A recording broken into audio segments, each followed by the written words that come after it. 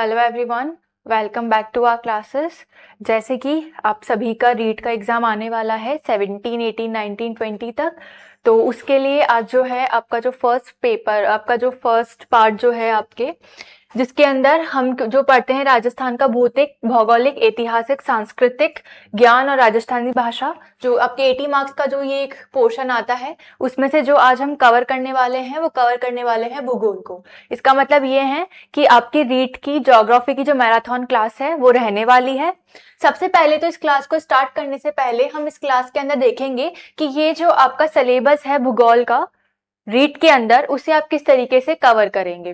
Cover करने का सबसे अच्छा तरीका क्या होता है कि सबसे पहले वो टॉपिक कवर करो जो छोटे हो और जो कम से कम एक क्वेश्चन देते हो और उसकी इंफॉर्मेशन याद करना बहुत आसान हो और जल्दी ही जैसे एग्जाम में हमको दिखे और हम उसको टिक मार्क करें और हमारे क्वेश्चंस हम हमारे तरफ कर लें। ये मेन इंपॉर्टेंट चीज होती है एग्जाम स्ट्रेटेजी के अंदर। तो सबसे पहले इस मैराथन क्लास में जो आपकी रहने वाली है ज्योग्राफी की, उसमें मैंने ये जो आपका सिलेबस है, इस सिलेबस को किस तरीके से इस क्लास में कवर करेंगे वो उसका एकदम प्रॉपर लिस्ट दे दी गई है। तो जैसे कि सबसे पहले हम खत्म करेंगे यातायात के साधन, यहाँ से शुरू करेंगे। यातायात के साधन टॉपिक को सबसे पहले पढ़ेंगे, ठीक है। उसके बाद जो पढ़ेंगे हम ऊर्जा संसाधन पढ़ेंगे, फिर धात्विक और अधात्विक खनिज पढ़ेंगे, फिर जनजातियां और जनजातीय क्षेत्र के बारे में पढ़ेंगे, फिर मृदा और मृदा संरक्षण पढ़ेंगे, फिर पर्यटन और जनसंख्या। ये 7 टॉपिक तो ऐसे हैं जो छोटे हैं और आपको ज्यादा से ज्यादा आप एग्जाम में ज्यादा से ज्यादा मार्क्स इन टॉपिक से फेच कर सकते हैं, ठीक है, ये चीज। उसके बाद फिर हम पढ़ेंगे वन संपदा वन्य जीव। वैसे ये टॉपिक भी बहुत ज्यादा इंपॉर्टेंट है, इससे क्वेश्चन आना बहुत ज्यादा संभावना है कि आपको इससे क्वेश्चन मिलेगा। और मुख्यतः ये सिलीसेट जो झील बनी है, सिलीसेट झील का जो क्वेश्चन है, वहां से आपको क्वेश्चन देखने को मिलेगा इस टॉपिक के अंदर। उसके बाद भौगोलिक स्वरूप, मानसून, जलवायु, प्रमुख फसलें, अफवाह तंत्र। ये जो 4 टॉपिक है ये बहुत ही बड़े हैं, ठीक है। और ये बड़े टॉपिक होने के साथ इनमें से क्वेश्चन आने की संभावना जो है वो 1 या 2 रहती है, लेकिन कवर करने जाएं हम इन टॉपिक्स को तो हमें बहुत ही समय लगता है। इसलिए मैंने इस मैराथन क्लास में ये आपके जो 4 टॉपिक है ये सबसे लास्ट के लिए रखे हैं। उससे पहले जो हम पढ़ेंगे इसी सीक्वेंस से पढ़ना स्टार्ट करेंगे, ठीक है। तो ऑलमोस्ट हम इसको 4-5 अप्रोक्सीमेटली 3-3.5 घंटे, 3 और 3.5 आवर में ये आपकी ज्योग्राफी का पूरा रिवीजन हो जाएगा। इसमें हम इंपॉर्टेंट फैक्ट्स को पढ़ते हुए चलेंगे, ताकि यदि ये क्वेश्चन आपके एग्जाम में देखने को मिलते हैं तो आप उसको तुरंत सही कर दे और आगे बढ़े, ठीक है। अब सबसे पहले हम जो पढ़ रहे हैं वो पढ़ रहे हैं आपके, एक बार पीवाईक्यू की दृष्टिकोण से देख लीजिए कि कौन सा कितना कितना पोर्शन उठाता है। तो देखो आज तक रीट के अंदर जो वन वनस्पति पर्यावरण है उसमें 9 क्वेश्चन पूछे जा चुके हैं। ये वैसे आपके ज्ञान, सामान्य ज्ञान का जो एक टॉपिक है नीचे उसके अंदर है, लेकिन अगर हम इसमें सिर्फ राजस्थान वाला पोर्शन देखें तो आपको क्या क्या देखने को मिलेगा। पर्वत, पठार, दर्रे से 4 प्रश्न पूछे जा रहे हैं, जलवायु से 1 पूछा जा रहा है, मृदा से 1 पूछा जा रहा है, नदियों से अच्छे खासे पूछे जा रहे हैं, झील और इनसे अच्छे खासे प्रश्न आपसे पूछे जा रहे हैं, ठीक है। देखो अब खनिज, राजस्थान के खनिज कितने इंपॉर्टेंट है, एनर्जी और खनिज वाला टॉपिक कितना इंपॉर्टेंट है कि अब तक 12 प्रश्न पूछे जा चुके हैं और ऑलमोस्ट ये आपका जो है करंट अफेयर बेस्ड ही रहेगा। उसके बाद देखो परिवहन से आपके 3 क्वेश्चन पूछे जा चुके हैं। तो ये इंपॉर्टेंट टॉपिक्स है। इन इंपॉर्टेंट टॉपिक्स की इंपॉर्टेंस देखते हुए जो है हमने इस तरीके से ये आपकी मैराथन क्लास में टॉपिक्स को सेट किया है, ताकि आप सबसे पहले वो टॉपिक खत्म करो जो छोटा है, जो ज्यादा मार्क्स आपको दे पाएगा और आप जिसको जल्दी से रट सकते हैं, ठीक है। बड़े टॉपिक्स को हमने मैराथन के लास्ट में भी रखा है, क्योंकि यदि आप कहीं और जाके मैराथन क्लास देख रहे होंगे तो वो सबसे पहले आपके 4 टॉपिक से स्टार्ट करेंगे, तो वो तो सभी करते हैं। तो हम क्या करेंगे कि हम छोटे छोटे टॉपिक्स उठाएंगे, उनका रिवीजन करेंगे और उनको फटाफट से खत्म कर देंगे, ठीक है। यही हमारी इस क्लास की स्ट्रेटेजी रहने वाली है कि हम ज्योग्राफी को एग्जाम पर्सपेक्टिव से कैसे खत्म करें। अब हम आगे चलते हैं। आगे चलते पर हम सबसे पहले जो है वो देखेंगे क्या, सबसे पहले जो है हम जल्दी जो है राजस्थान के अंदर सबसे पहले कितने जिले हैं, कितने संभाग हैं, ठीक है, ये सब देख लेते हैं। तो सबसे पहले जो है आपके यहाँ पर 7 तो क्या है आपके संभाग और 41 जिले हैं। ये तो प्रमुख लाइन है आपकी, ये आपको याद रखना है। एक बार हम ज्योग्राफी स्टार्ट करने से पहले जो है एक ओवरव्यू देख लेते हैं आपके जिले और संभाग के लिए। क्यों? क्योंकि आप जो नेक्स्ट पूरी ज्योग्राफी में पढ़ते हुए आएंगे तो आपको अगर एक्सप्रेसवे याद करने हैं, खनिज के जिले याद करने हैं, यदि आपको जलवायु के जिले याद करने हैं, तो सबसे पहले हमको ये पता लगे कि हाँ ठीक है, मैं ये वाला संभाग याद कर लेता हूँ, इसमें से जो जिला नहीं है उसको याद करूंगा, बाकी सब जिले उस जलवायु के होंगे, उस भौगोलिक स्वरूप के होंगे, उस ऊर्जा खनिज जहां पर भी जो चीज मिलती है उसको याद करने के लिए सबसे पहले जो है हम प्रमुख संभाग और उसमें आने वाले जिले देख लेते हैं। तो सबसे पहले तो इंपॉर्टेंट क्वेश्चन क्या है, सबसे इंपॉर्टेंट क्वेश्चन ही यही है कि राजस्थान में कितने संभाग हैं। तो राजस्थान में है हमारे 7 संभाग और जिले कितने हैं आपके 41 आपके जिले हैं। पहला प्रश्न जो बन सकता है सबसे आसान, सबसे पहले जो देखते हैं हम किसके बारे में देखते हैं, आपके उदयपुर संभाग के बारे में। उदयपुर संभाग में सबसे पहले तो आपके 7 जिले हैं, इसमें कौन कौन सा है, देखो उदयपुर, सलुम्बर, राजसमंद, ठीक है।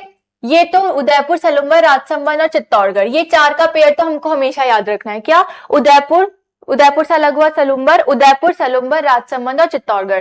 फिर आपके ट्राइबल एरिया में आ जाएंगे कौन से, प्रतापगढ़, ठीक है। कौन कौन से ट्राइबल एरियाज बन जाएंगे आपके, उसमें बन जाएगा आपके डूंगरपुर, प्रतापगढ़ और बांसवाड़ा, ठीक है। 3 और 4 कितने हो गए हैं, 7। इसकी विशेषता क्या है कि यहाँ पे सर्वाधिक झीलें हैं और यहाँ पे सर्वाधिक जनजातीय संख्या वाला संभाग भी कौन सा है, आपके उदयपुर। पहला प्रश्न आप बना सकते हैं, उदयपुर में 7 जिले आते हैं, 4 एक साथ याद करेंगे, उदयपुर, सलुम्बर, चित्तौड़गढ़, राजसमंद, उसके साथ 3 अलग से याद करेंगे, कौन कौन से, प्रतापगढ़, डूंगरपुर और बांसवाड़ा। आगे चलते हैं, अगला जो संभाग पढ़ेंगे हम वो पढ़ेंगे 6 जिलों वाला संभाग कौन सा है, अजमेर। इसको भी हम अच्छे से ट्रिक से याद करेंगे ताकि हम कभी इनको भूले नहीं, ठीक है। वैसे तो ये इतना इंपॉर्टेंट नहीं है, आप सबको पता ही होगा, बट फिर भी एग्जाम में हमसे कभी भी गलती हो सकती है, इसलिए हम पहले ही रिवीजन करें, ये हमारी प्रायोरिटी होनी चाहिए। तो देखिए अजमेर संभाग में 6 जिले आते हैं, कौन कौन से याद करेंगे, अजमेर, ब्यावर, ठीक है, नागौर, डीडवाना, कुचामन, ये याद करेंगे। अजमेर, ब्यावर, नागौर, डीडवाना, कुचामन ये एक साथ याद हो सकते हैं। भीलवाड़ा और टोंक एक साथ याद किया जा सकता है। कौन कौन से, अजमेर, ब्यावर, नागौर से अलग हुआ हुआ डीडवाना, कुचामन, 4 जिले और 2 टोंक और भीलवाड़ा, ये आपको आराम से याद हो जाएंगे। और इस जिले की विशेषता क्या है, सबसे पहले तो ये मध्यवर्ती संभाग है आपका, उसके बाद ये न्यूनतम अंतरराज्यीय सीमा वाले संभाग है मतलब कोई भी आपके इंटर स्टेट बाउंड्री नहीं लगती है, ठीक है। इंटर स्टेट आपकी बाउंड्री जो है यहाँ पर नहीं लगती है, ठीक है। और सर्वाधिक 6 संभागों से जो है यहाँ पर क्या है, अपनी सीमा बनाने वाला संभाग है, यानी 6 संभागों से अपनी सीमा बनने वाला संभाग कौन सा है, आपका अजमेर। इसमें जिले भी कितने हैं, 6, सर्वाधिक 6 संभाग से अपनी सीमाएं बनाता है, ये भी हमको इसके साथ याद रखना है। इसमें आने वाले 6 जिले हमने याद किए, अजमेर, ब्यावर, नागौर, डीडवाना, कुचामन और टोंक और भीलवाड़ा। आपको पेयर कैसे याद करना है वो भी देख लिया। अगला संभाग है हमारा, कौन सा संभाग है आपका, जयपुर संभाग है, ठीक है। उसमें भी 7 जिले हैं, उदयपुर संभाग में भी 7 जिले थे, फिर 6 जिले आए, जयपुर संभाग में भी 7 जिले हैं। बहुत आसान है, देखो जयपुर के साथ याद रखो आप दौसा, ठीक है, जयपुर, दौसा, फिर झुंझुनू, सीकर, अलवर, खेड़तल, तिजारा, कोटपुतली और बहरोड। कौन कौन से आ जाएंगे आपके, हम कैसे याद रखे हैं, जयपुर, दौसा, फिर सिक्कर और झुंझुनू, 2 का पेयर याद हुआ, जयपुर, दौसा, सिक्कर, झुंझुनू, फिर अलवर, खेड़तल, कोटपुतली, बहरोड, ये सब इससे ही अलग हुए 3 जिले बन गए हैं, ठीक है। कौन सा, जयपुर, दौसा,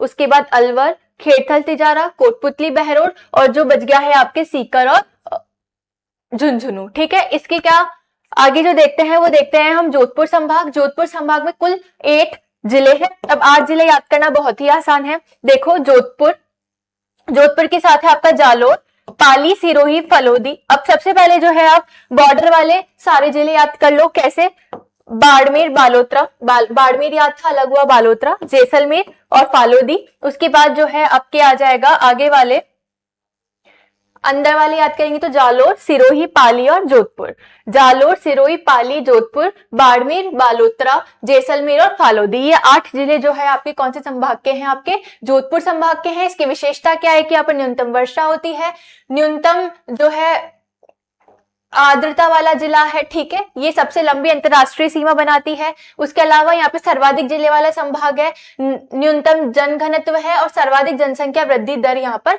पाई जाती है। इस जिले की संभाग की कुछ विशेषताएं हैं। आपको जोधपुर जिले के 8 जिले याद हो गए होंगे, जयपुर संभाग के 7 जिले याद हो गए होंगे, ठीक है, उदयपुर संभाग के 7 जिले और जो है आपके अजमेर संभाग के 6 जिले, ये 3 ये चीजें आपको याद हो गई होगी। उसके बाद देखिए आपके कोटा संभाग। कोटा संभाग बहुत आसान है, कोटा, बूंदी, बारां, झालावाड़ लगता है। यहाँ पे सर्वाधिक नदियों का प्रवाह है, सर्वाधिक वर्षा है और सर्वाधिक आर्द्रता है। तो जस्ट अपोजिट जिला कौन कौन सा हो गया, जोधपुर ऐसा संभाग है जहाँ पे सबसे कम वर्षा है, सबसे कम आर्द्रता है। कोटा ऐसा संभाग है जहाँ पे सबसे अधिक वर्षा है, सबसे अधिक जो है आर्द्रता है। दो अपोजिट संभाग आपको याद हो गए होंगे। उसके बाद बीकानेर का 4 संभाग देखिए, बीकानेर, गंगानगर, हनुमानगढ़ और चूरू। ये भी आसान है, कोई परिवर्तन नहीं है।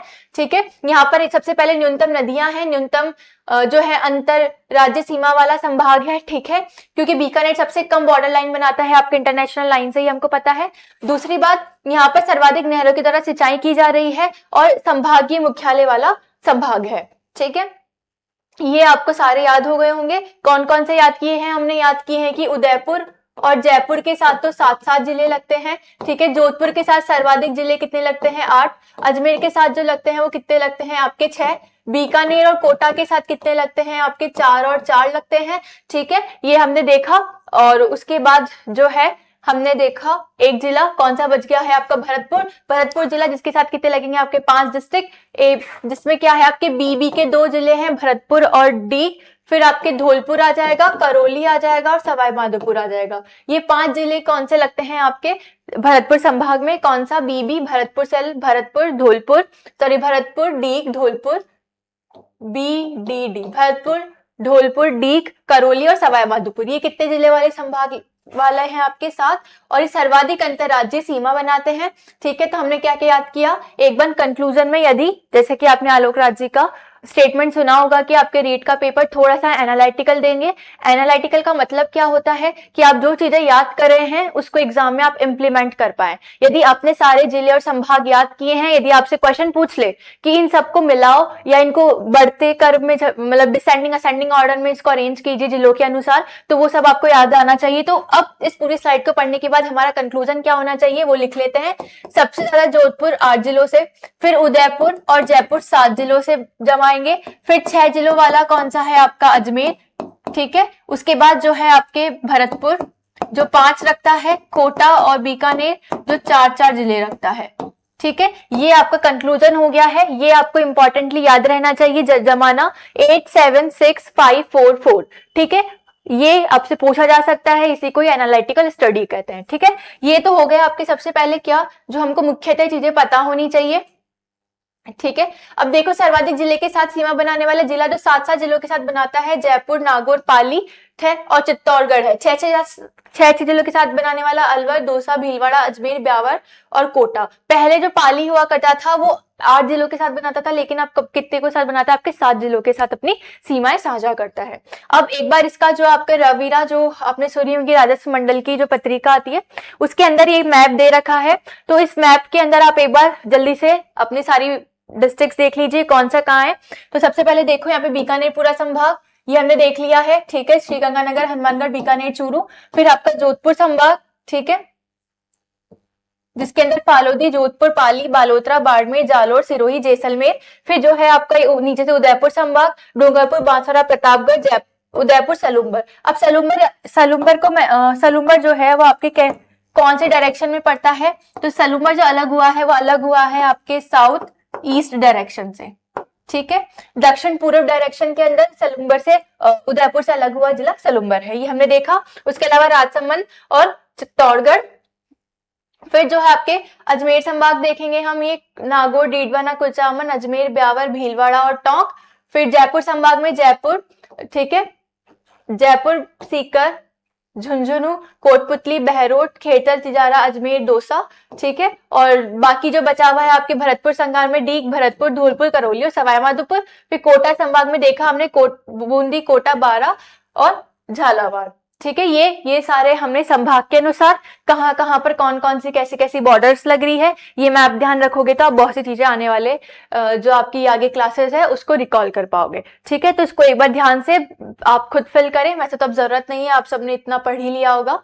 अब देखो सबसे पहले जो हम पढ़ने वाले हैं, जैसे कि हमारा टॉपिक था कि हम सबसे पहले जो कवर अप करने वाले हैं वो कवर अप क्या करने वाले हैं, तो आपके हैं यातायात के साधन। ठीक है, ट्रांसपोर्टेशन, परिवहन कहें, यातायात के साधन कहें राजस्थान में, इस टॉपिक को हम सबसे पहले पढ़ने वाले हैं। क्योंकि इससे देखिए अब जो क्वेश्चन आए हुए हैं वो क्वेश्चन आए हुए हैं आपके कुल 3 प्रश्न पूछे जा चुके हैं अब तक के एग्जाम्स में, ठीक है, परिवहन, सड़क, वायु और रेल मार्ग से, तो ये पढ़ना आपके लिए जरूरी है।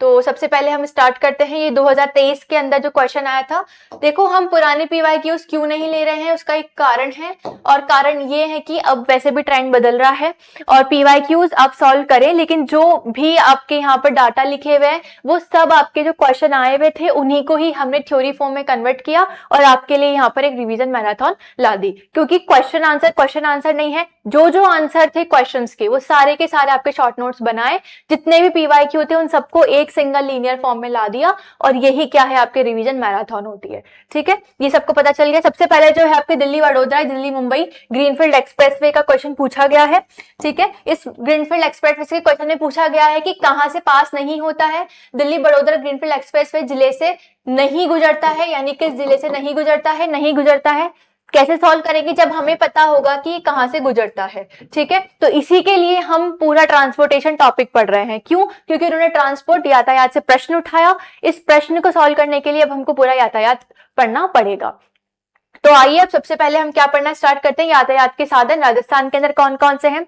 सबसे पहली बात तो राजस्थान के अंदर जो है जलमार्ग का कोई साधन नहीं है या कोई यातायात नहीं है, क्योंकि यहाँ पर पानी नहीं है, या फिर हम जो है लैंडलॉक स्टेट है, इसीलिए यहाँ राजस्थान में सिर्फ 3 ही प्रकार की परिवहन है। कौन कौन से परिवहन है, सबसे पहले है आपके सड़क परिवहन, फिर आपके रेल परिवहन, उसके बाद है आपकी वायु परिवहन, ठीक है। ये क्लास थोड़ी फास्ट हो सकती है, उसका एक कारण है कि हमें सारे टॉपिक्स खत्म करने हैं और कम से कम समय में करने हैं, ठीक है। तो सबसे पहले ये हमने देख लिया कि यातायात के राजस्थान में कितने साधन है, कितने मोड ऑफ ट्रांसपोर्टेशन है इन राजस्थान, तो है आपके सड़क परिवहन है, रेल परिवहन है और वायु परिवहन है। उसमें आप सबसे पहले आज हम लोग डिटेल में पढ़ रहे हैं, अभी वो किसके बारे में पढ़ रहे हैं, आपके सड़क परिवहन के बारे में डिटेल में पढ़ रहे हैं। तो सबसे पहली बात तो कि सड़क परिवहन की कुछ संस्थान है जिससे जो आपका बोर्ड है वो बहुत बार प्रश्न पूछ चुका है, उनका फेवरेट क्वेश्चन है कि RSRTC की स्थापना कब हुई थी, तो 1 अक्टूबर 1964 को हुई थी। उसके बाद रिडको जो है उसकी स्थापना अक्टूबर 2004 के अंदर हुई थी। उसके बाद जो आपका बॉर्डर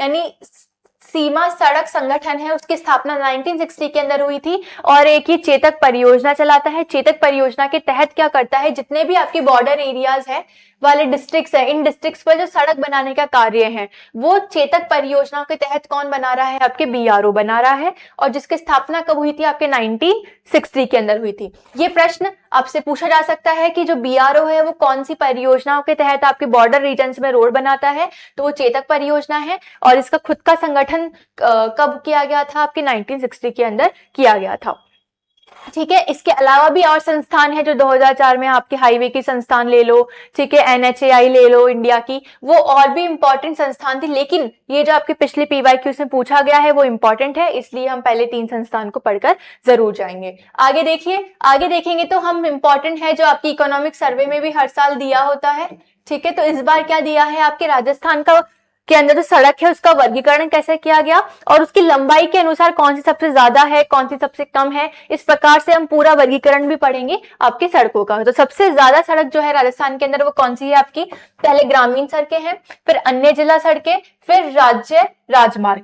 ये ही आप यहाँ पर ही कंफ्यूज होंगे और इसी चीज को आपको याद रखना है। बाकी तो जो है आपके सब सेम है कि आप पहले गांव से चले तो पहले ग्रामीण सड़कें, फिर आप गांव से जो है जिलों में गए तो अन्य जिला सड़कें, ठीक है, फिर आप जिलों से मुख्य जिला सड़कों पर गए तो मुख्य जिला सड़कें, लेकिन इनके बीच में एक जो आ रहा है वो क्या है, आपके राज्य राजमार्ग, फिर मुख्य जिला सड़कें, और सबसे कम जो है वो है आपके राष्ट्रीय राजमार्ग। इनकी लेंथ भी देख लो, यहाँ पे 2 लाख है, यहाँ 68,000 या 17,000 या 14,000 और यहाँ 10,000। पूरा याद नहीं रहता है तो कम से कम ये मोटा मोटा जो किलोमीटर्स के अंदर इनकी लेंथ है वो याद रखो। सबसे पहले 2 लाख ग्रामीण सड़कें, 68,000 अन्य जिला सड़कें, फिर अन्य जिला सड़कें के बाद हमारा एक अपवाद आया। कौन सा अपवाद आया आपके, वो आया है आपके कि राज्य राजमार्ग है बीच में, जो कितने हैं आपके 17,000, फिर मुख्य जिला सड़कें कितनी है 14,000, उसके बाद जो है राज्य राजमार्ग जो कितने हैं आपके 10,000। ये तो इंपॉर्टेंट थी, इसको आपसे डिसेंडिंग असेंडिंग दोनों ऑर्डर में जमा सकते हैं, और इनके किलोमीटर्स भी हमने याद किए। उसके बाद जो प्रश्न बनता है कि ये सब मिलाकर आपकी कुल सड़क है, इसकी कितनी लंबाई हो गई है, तो इसकी लंबाई है आपकी 3,17,121 किलोमीटर की टोटल सड़कें हैं। इसमें अभी जो आपकी इकोनॉमिक सर्वे में एक फैक्ट दिया हुआ है, वो क्या दिया हुआ है कि मार्च 2024 तक जो आपकी 39,408 जो गांव हैं उनमें सड़क से जोड़ दिया गया है। और ये कितना प्रतिशत गांवों को जोड़ा है, आपके 91.09% गांवों को जोड़ा है। ठीक है, 91.09% जो गांव है उनको सड़कों से जोड़ा जा चुका है। ये आपके इकोनॉमिक सर्वे का डाटा है, इसलिए आपके एग्जाम में पूछा जा सकता है, इसलिए हम इसे अलग से पढ़ रहे हैं। अब आगे देखिए, अब हम बात करते हैं सड़क घनत्व की। हमने सड़कों के वर्गीकरण में कौन सी सड़क सबसे ज्यादा रखती है, ठीक है, कितने कितने किलोमीटर की है, फिर इसके किलोमीटर लिखने के बाद इसकी टोटल लंबाई कितनी है ये देखा, कितने गांवों को जोड़ा, कितने प्रतिशत जोड़ा, ये हमने देखा। उसके बाद हमने देखा कि सड़क घनत्व कितना है, टोटल जो 92.66 किलोमीटर का सड़क घनत्व है हमारे राजस्थान के अंदर, जो राष्ट्रीय सड़क घनत्व से क्या है, कम है, क्योंकि इंडिया का जो सड़क घनत्व है वो कितना आपकी 165 किलोमीटर जो है प्रति 100 स्क्वायर व्यक्तियों पर है। ठीक है, ये हमने देखा। अब देखो सड़क घनत्व जो है राजस्थान का वो कितना है आपके 92.66 किलोमीटर, जिसमें सबसे ज्यादा सड़क घनत्व किस जिले में है, तो डूंगरपुर में सबसे ज्यादा सड़क घनत्व है। सबसे कम सड़क घनत्व जो है वो किस में है, आपके जैसलमेर में, ये हमने याद किया। सबसे पहले 92.66 किलोमीटर का सड़क घनत्व है, सबसे अधिक डूंगरपुर जिले में है, सबसे कम जो है आपके जैसलमेर के अंदर है। ये हमने सड़क परिवहन में पढ़ा। अब सड़क परिवहन के अंदर जो हम सारी सड़कें पढ़कर आए थे उसमें से दो इंपॉर्टेंट चीज पढ़ेंगे, कौन कौन सी, एक तो पढ़ेंगे हम राष्ट्रीय राजमार्ग, एक पढ़ेंगे हम स्टेट हाईवेज। ठीक है, राज्य राजमार्ग। जो आपके एनएच है उसमें राजस्थान की कुल संख्या है 52। और अगर हम बात करें कि सड़क के अंदर जो सड़क की लंबाई के आधार पर राजस्थान की रैंक कौन सी है, तीसरे नंबर पर है हमारे भारत में। पहले महाराष्ट्र है, फिर यूपी है, और उसके बाद कौन सा है, राजस्थान है। तो रोड में हमारा रैंक कौन सी है, थर्ड। ठीक है, अब सबसे बड़ा एनएच कौन सा है, आपके टोटल 52 एनएच है हमारे राजस्थान का। जो एनएच बने हुए हैं जितनी लेंथ की टोटल, उसमें राजस्थान का रैंक कौन सा है, थर्ड है। पहले महाराष्ट्र में है एनएच, फिर सबसे ज्यादा यूपी में है, उसके बाद राजस्थान में तीसरे नंबर पर बिलोंग करता है। अब सबसे बड़ा एनएच कौन सा है हमारा, तो सबसे बड़ा एनएच है 11, जिसकी कुल लंबाई कितनी है आपकी 760। और ये कहां से गुजरता है, आपके खेतड़ी से फतेहपुर जाइए, फिर रतनगढ़ जाइए, फिर बीकानेर, फालूदी, जोधपुर और जैसलमेर पहुंच जाइए। ये कौन सा है आपका NH11, कैसे, खेतड़ी, फतेहपुर, रतनगढ़। ठीक है, ये तीन गए। उसके बाद अब हम जो है बॉर्डर वाले जो जिले हैं उन पर आ जाइए, तो बीकानेर, फालोदी, फिर जोधपुर और जैसलमेर पहुंच जाइए। ये किसके अंदर है, आपका NH11, जो सबसे बड़ा NH है आपके राजस्थान के अंदर। उसकी कुल लंबाई कितनी है, 760 किलोमीटर। ठीक है, याद करना भी आसान है, कुछ लंबा है, पहले 7 उल्टी गिनती लिखना शुरू किए, 760 किलोमीटर। ठीक है, अब अगला जो है आपकी सबसे छोटा कौन सा नेशनल हाईवे है, तो NH919 है, जिसकी सबसे इसकी लंबाई कितनी है, सिर्फ 5 किलोमीटर की। और कहां से गुजरता है, आपकी भरतपुर, दौसा और जयपुर, भरतपुर, दौसा और जयपुर, और यहाँ पर ये खत्म हो जाता है। फिर सबसे अधिक जिले जहां पर राज्य राजमार्ग है वो क्या है, आपके जयपुर, जिसमें टोटल कितना है 9। और जहां पर कोई भी नेशनल हाईवे नहीं है वो कौन से हैं, आपके डीग और सलूम्बर। कौन से हैं, डीग और सलूम्बर। सबसे ज्यादा जहां पर 9 नेशनल हाईवे है जयपुर, जहां पर कोई नेशनल हाईवे नहीं है वो कौन सा है, आपका डीग और सलूम्बर। जहां पे सबसे छोटा NH है NH919, जो 5 किलोमीटर का है, जो भरतपुर, जयपुर, मतलब भरतपुर, दौसा और जयपुर में खत्म हो रहा है। दूसरा सबसे बड़ा NH11 है खेतड़ी, उसके बाद फतेहपुर, फिर रतनगढ़, बीकानेर, बीकानेर से फालोदी, उसके बाद जोधपुर और पहुंच जाइए कहां, जैसलमेर। ठीक है, ये सब आपने याद हो गया होगा। उसके बाद जो सबसे इंपॉर्टेंट क्वेश्चन है, और इसी क्वेश्चन से जो हमारा सबसे पहला जो आपके पिछली बार जो क्वेश्चन आया था वो इस वाली स्लाइड से सॉल्व हो जाएगा, और उसी वजह से हम इतना सारा पढ़ रहे हैं।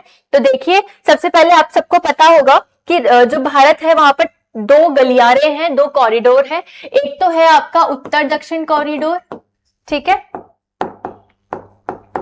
एक है आपका पूर्व पश्चिम कॉरिडोर, उसके अलावा एक है आपके स्वर्णिम चतुर्भुज। ठीक है, ये 3 इंपॉर्टेंट पथ है और यहां से प्रश्न आपको पूछे जा सकते हैं। और इन तीनों पथों का जो स्पेसिफिक है वो हम राजस्थान के बारे में पढ़ रहे हैं। यहाँ पे जो भी लेंथ लिखी हुई है सब राजस्थान से कितनी कितनी गुजरती है ये लिखी हुई है, ये राष्ट्रीय स्तर का नहीं है। तो सबसे पहले जो 3 इंपॉर्टेंट पथ है हमारे, इन 3 इंपॉर्टेंट पथ की हम जो है आपके इंफॉर्मेशन पढ़ना स्टार्ट करते हैं। तो सबसे पहले हम पढ़ना स्टार्ट करते हैं कि उत्तर से लेकर दक्षिण, उत्तर दक्षिण जो हमारा कॉरिडोर है, उस कॉरिडोर के अंदर सबसे पहले हमारा NH कौन सा है, यहाँ यहाँ से गुजरता है NH44 और राजस्थान में इसकी लंबाई कितनी है, सिर्फ 28 किलोमीटर। तो उत्तर दक्षिण जो गलियारा है इसका NH है आपके 44 और राजस्थान के अंदर से सिर्फ 28 किलोमीटर का होकर गुजरता है। और कौन से जिले से गुजरता है, तो धौलपुर से गुजरता है। पहली चीज यहां से प्रश्न बन सकता है, उत्तर दक्षिण को जो आपका गलियारा है, कॉरिडोर है, इस पर कौन सा जिला स्थित है, तो वो है धौलपुर। इसकी राजस्थान में कितनी लंबाई है, तो वो है आपकी 28 किलोमीटर। आपको आजकल रीजन और असर्शन वाले क्वेश्चन भी पूछे गए हैं, उसमें आपको ऐसे पूछा जा सकता है कि राजस्थान के अंदर उत्तर दक्षिण गलियारा 28 किलोमीटर का गुजरता है। राजस्थान के अंदर ये गलियारा केवल धौलपुर जिले से होकर गुजरता है। फिर आपको ऑप्शंस दिए जाएंगे कि आर सही है, ए सही है, आर गलत है, ए गलत है, आर सही है, ए और आर दोनों सही है और आर ए की सही व्याख्या करता है, ए और आर दोनों सही है लेकिन आर ए की सही व्याख्या नहीं करता है। ठीक है, इस प्रकार से आपको इसके प्रश्न बनेंगे और वो आपको आजकल ऐसे ही सॉल्व करेंगे, इसलिए हमको कंप्लीट इंफॉर्मेशन याद होना बहुत ही अनिवार्य है। अब आगे देखिए, ये तो बात की हमने उत्तर से लेकर दक्षिण के गलियारे की। अब हम बात करते हैं पूर्व से लेकर पश्चिम कॉरिडोर की। सबसे पहले पूर्व पश्चिम कॉरिडोर में NH कौन सा है, तो आपका NH है 27। NH27 पूर्व पश्चिम कॉरिडोर से गुजर रहा है, जिसकी टोटल लंबाई कितनी है, 528 किलोमीटर है। अब इसके अंदर से जो 7 डिस्ट्रिक्ट से गुजर रहा है उसको कैसे याद रखना है वो देखिए। फिर से हम पेयर्स में ही याद करेंगे, जैसे हमने संभाग पेयर्स में याद किए वैसे ही इसको भी हम किस में, पेयर्स में याद करना स्टार्ट करेंगे।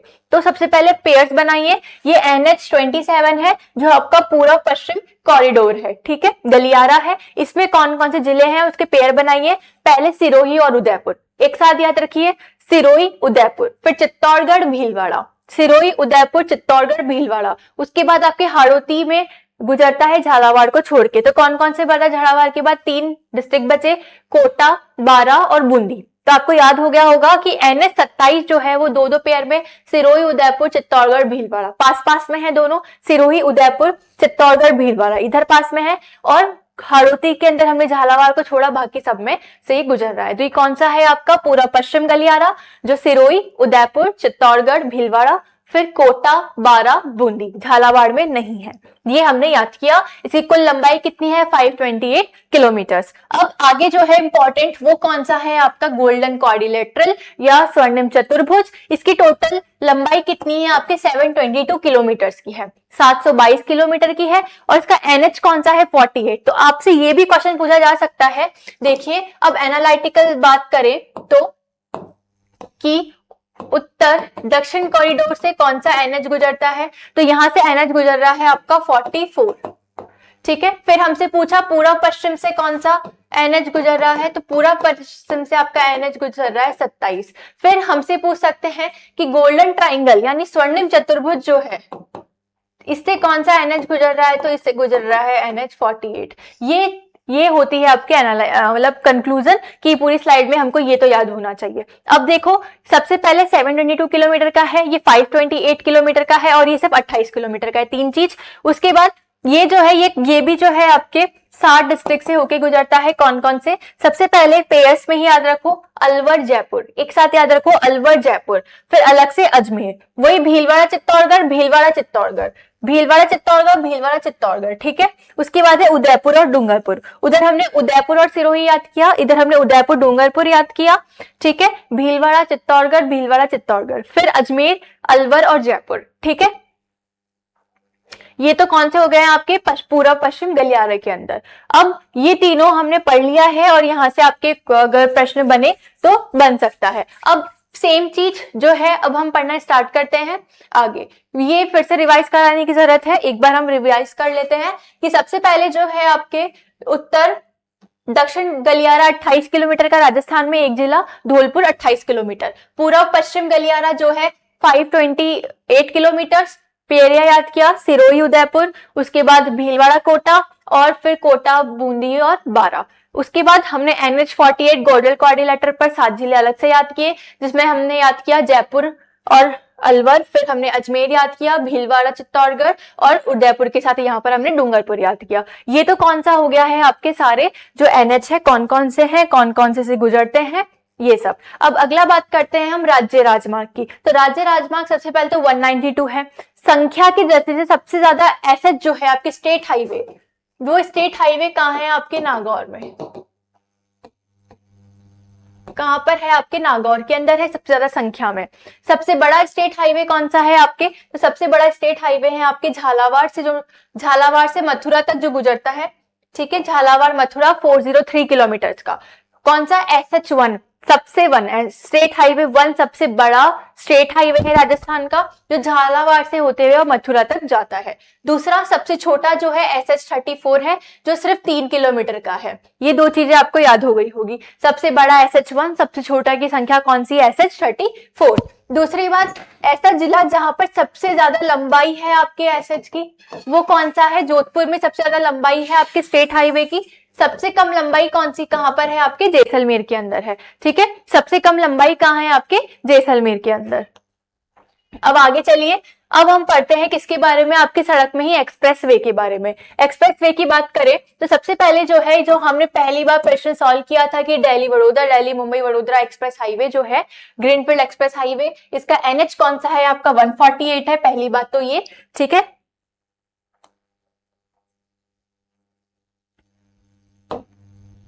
ठीक है, उसके बाद देखिए,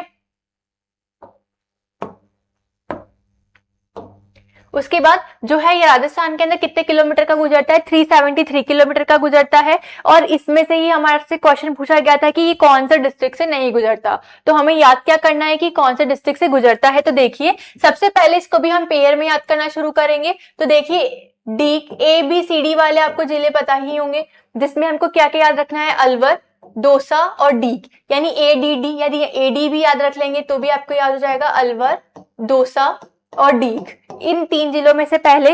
फिर सवाई माधोपुर, टोंक और कोटा बूंदी। कैसे याद रखे हमने, इसके जो आपके 7 जिले हैं, सबसे पहले Delhi Mumbai greenfield expressway NH 148 का है, इसमें से 7 जिले कौन कौन से गुजर रहे हैं, तो कैसे याद किए, हमने याद किया कि ABCD में से अलवर से, डीग से और जो है आपके दौसा से। फिर हमने पेयर याद किया कि सवाई माधोपुर और टोंक, सवाई माधोपुर और टोंक, सवाई माधोपुर टोंक और कोटा और बूंदी, कोटा और बूंदी, कौन कौन सा, कोटा बूंदी, ये आपको याद हो गए होंगे। फिर से लिख देते हैं, इससे क्वेश्चन भी आया था, अलवर, डीग, दौसा, ये पेयर में याद किया, सवाई माधोपुर टोंक से गुजरता है, इसको पेयर में याद किया, कोटा और बूंदी से गुजरता है, ठीक है, ये हमने याद किया। तो ये किससे गुजरने वाले, जो 7 डिस्ट्रिक्ट है किसके, आपके DMIC से, DMIC नहीं, दिल्ली मुंबई ग्रीनफील्ड एक्सप्रेसवे।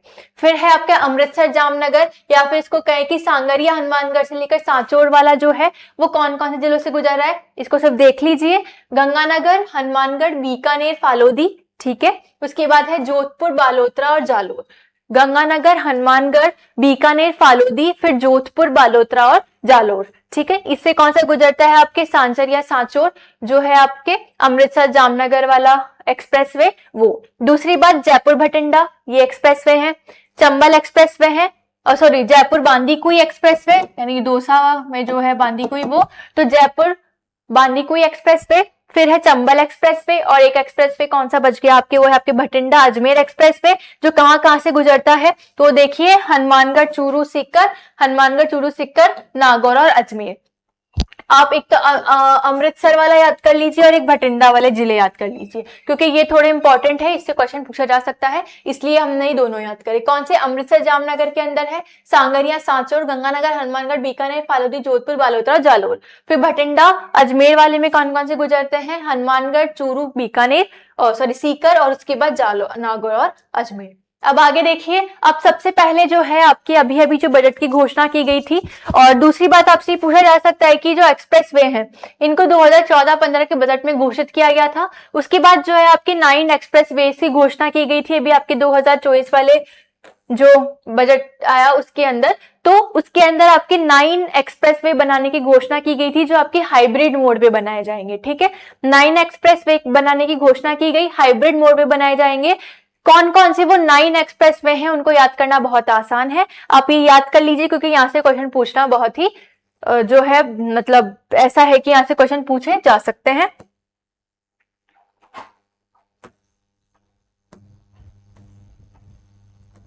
ठीक है, तो देखिए, सबसे पहले जो ये 9 हाइब्रिड मोड पे बनाए हुए एक्सप्रेस वे कौन कौन से, उनके नाम याद करते हैं। याद करने के लिए मैंने आपको मैप बना दिया और आप इसी तरीके से याद करेंगे। सबसे पहले हम एक जगह पकड़ते हैं, कौन सा, कोटपुतली।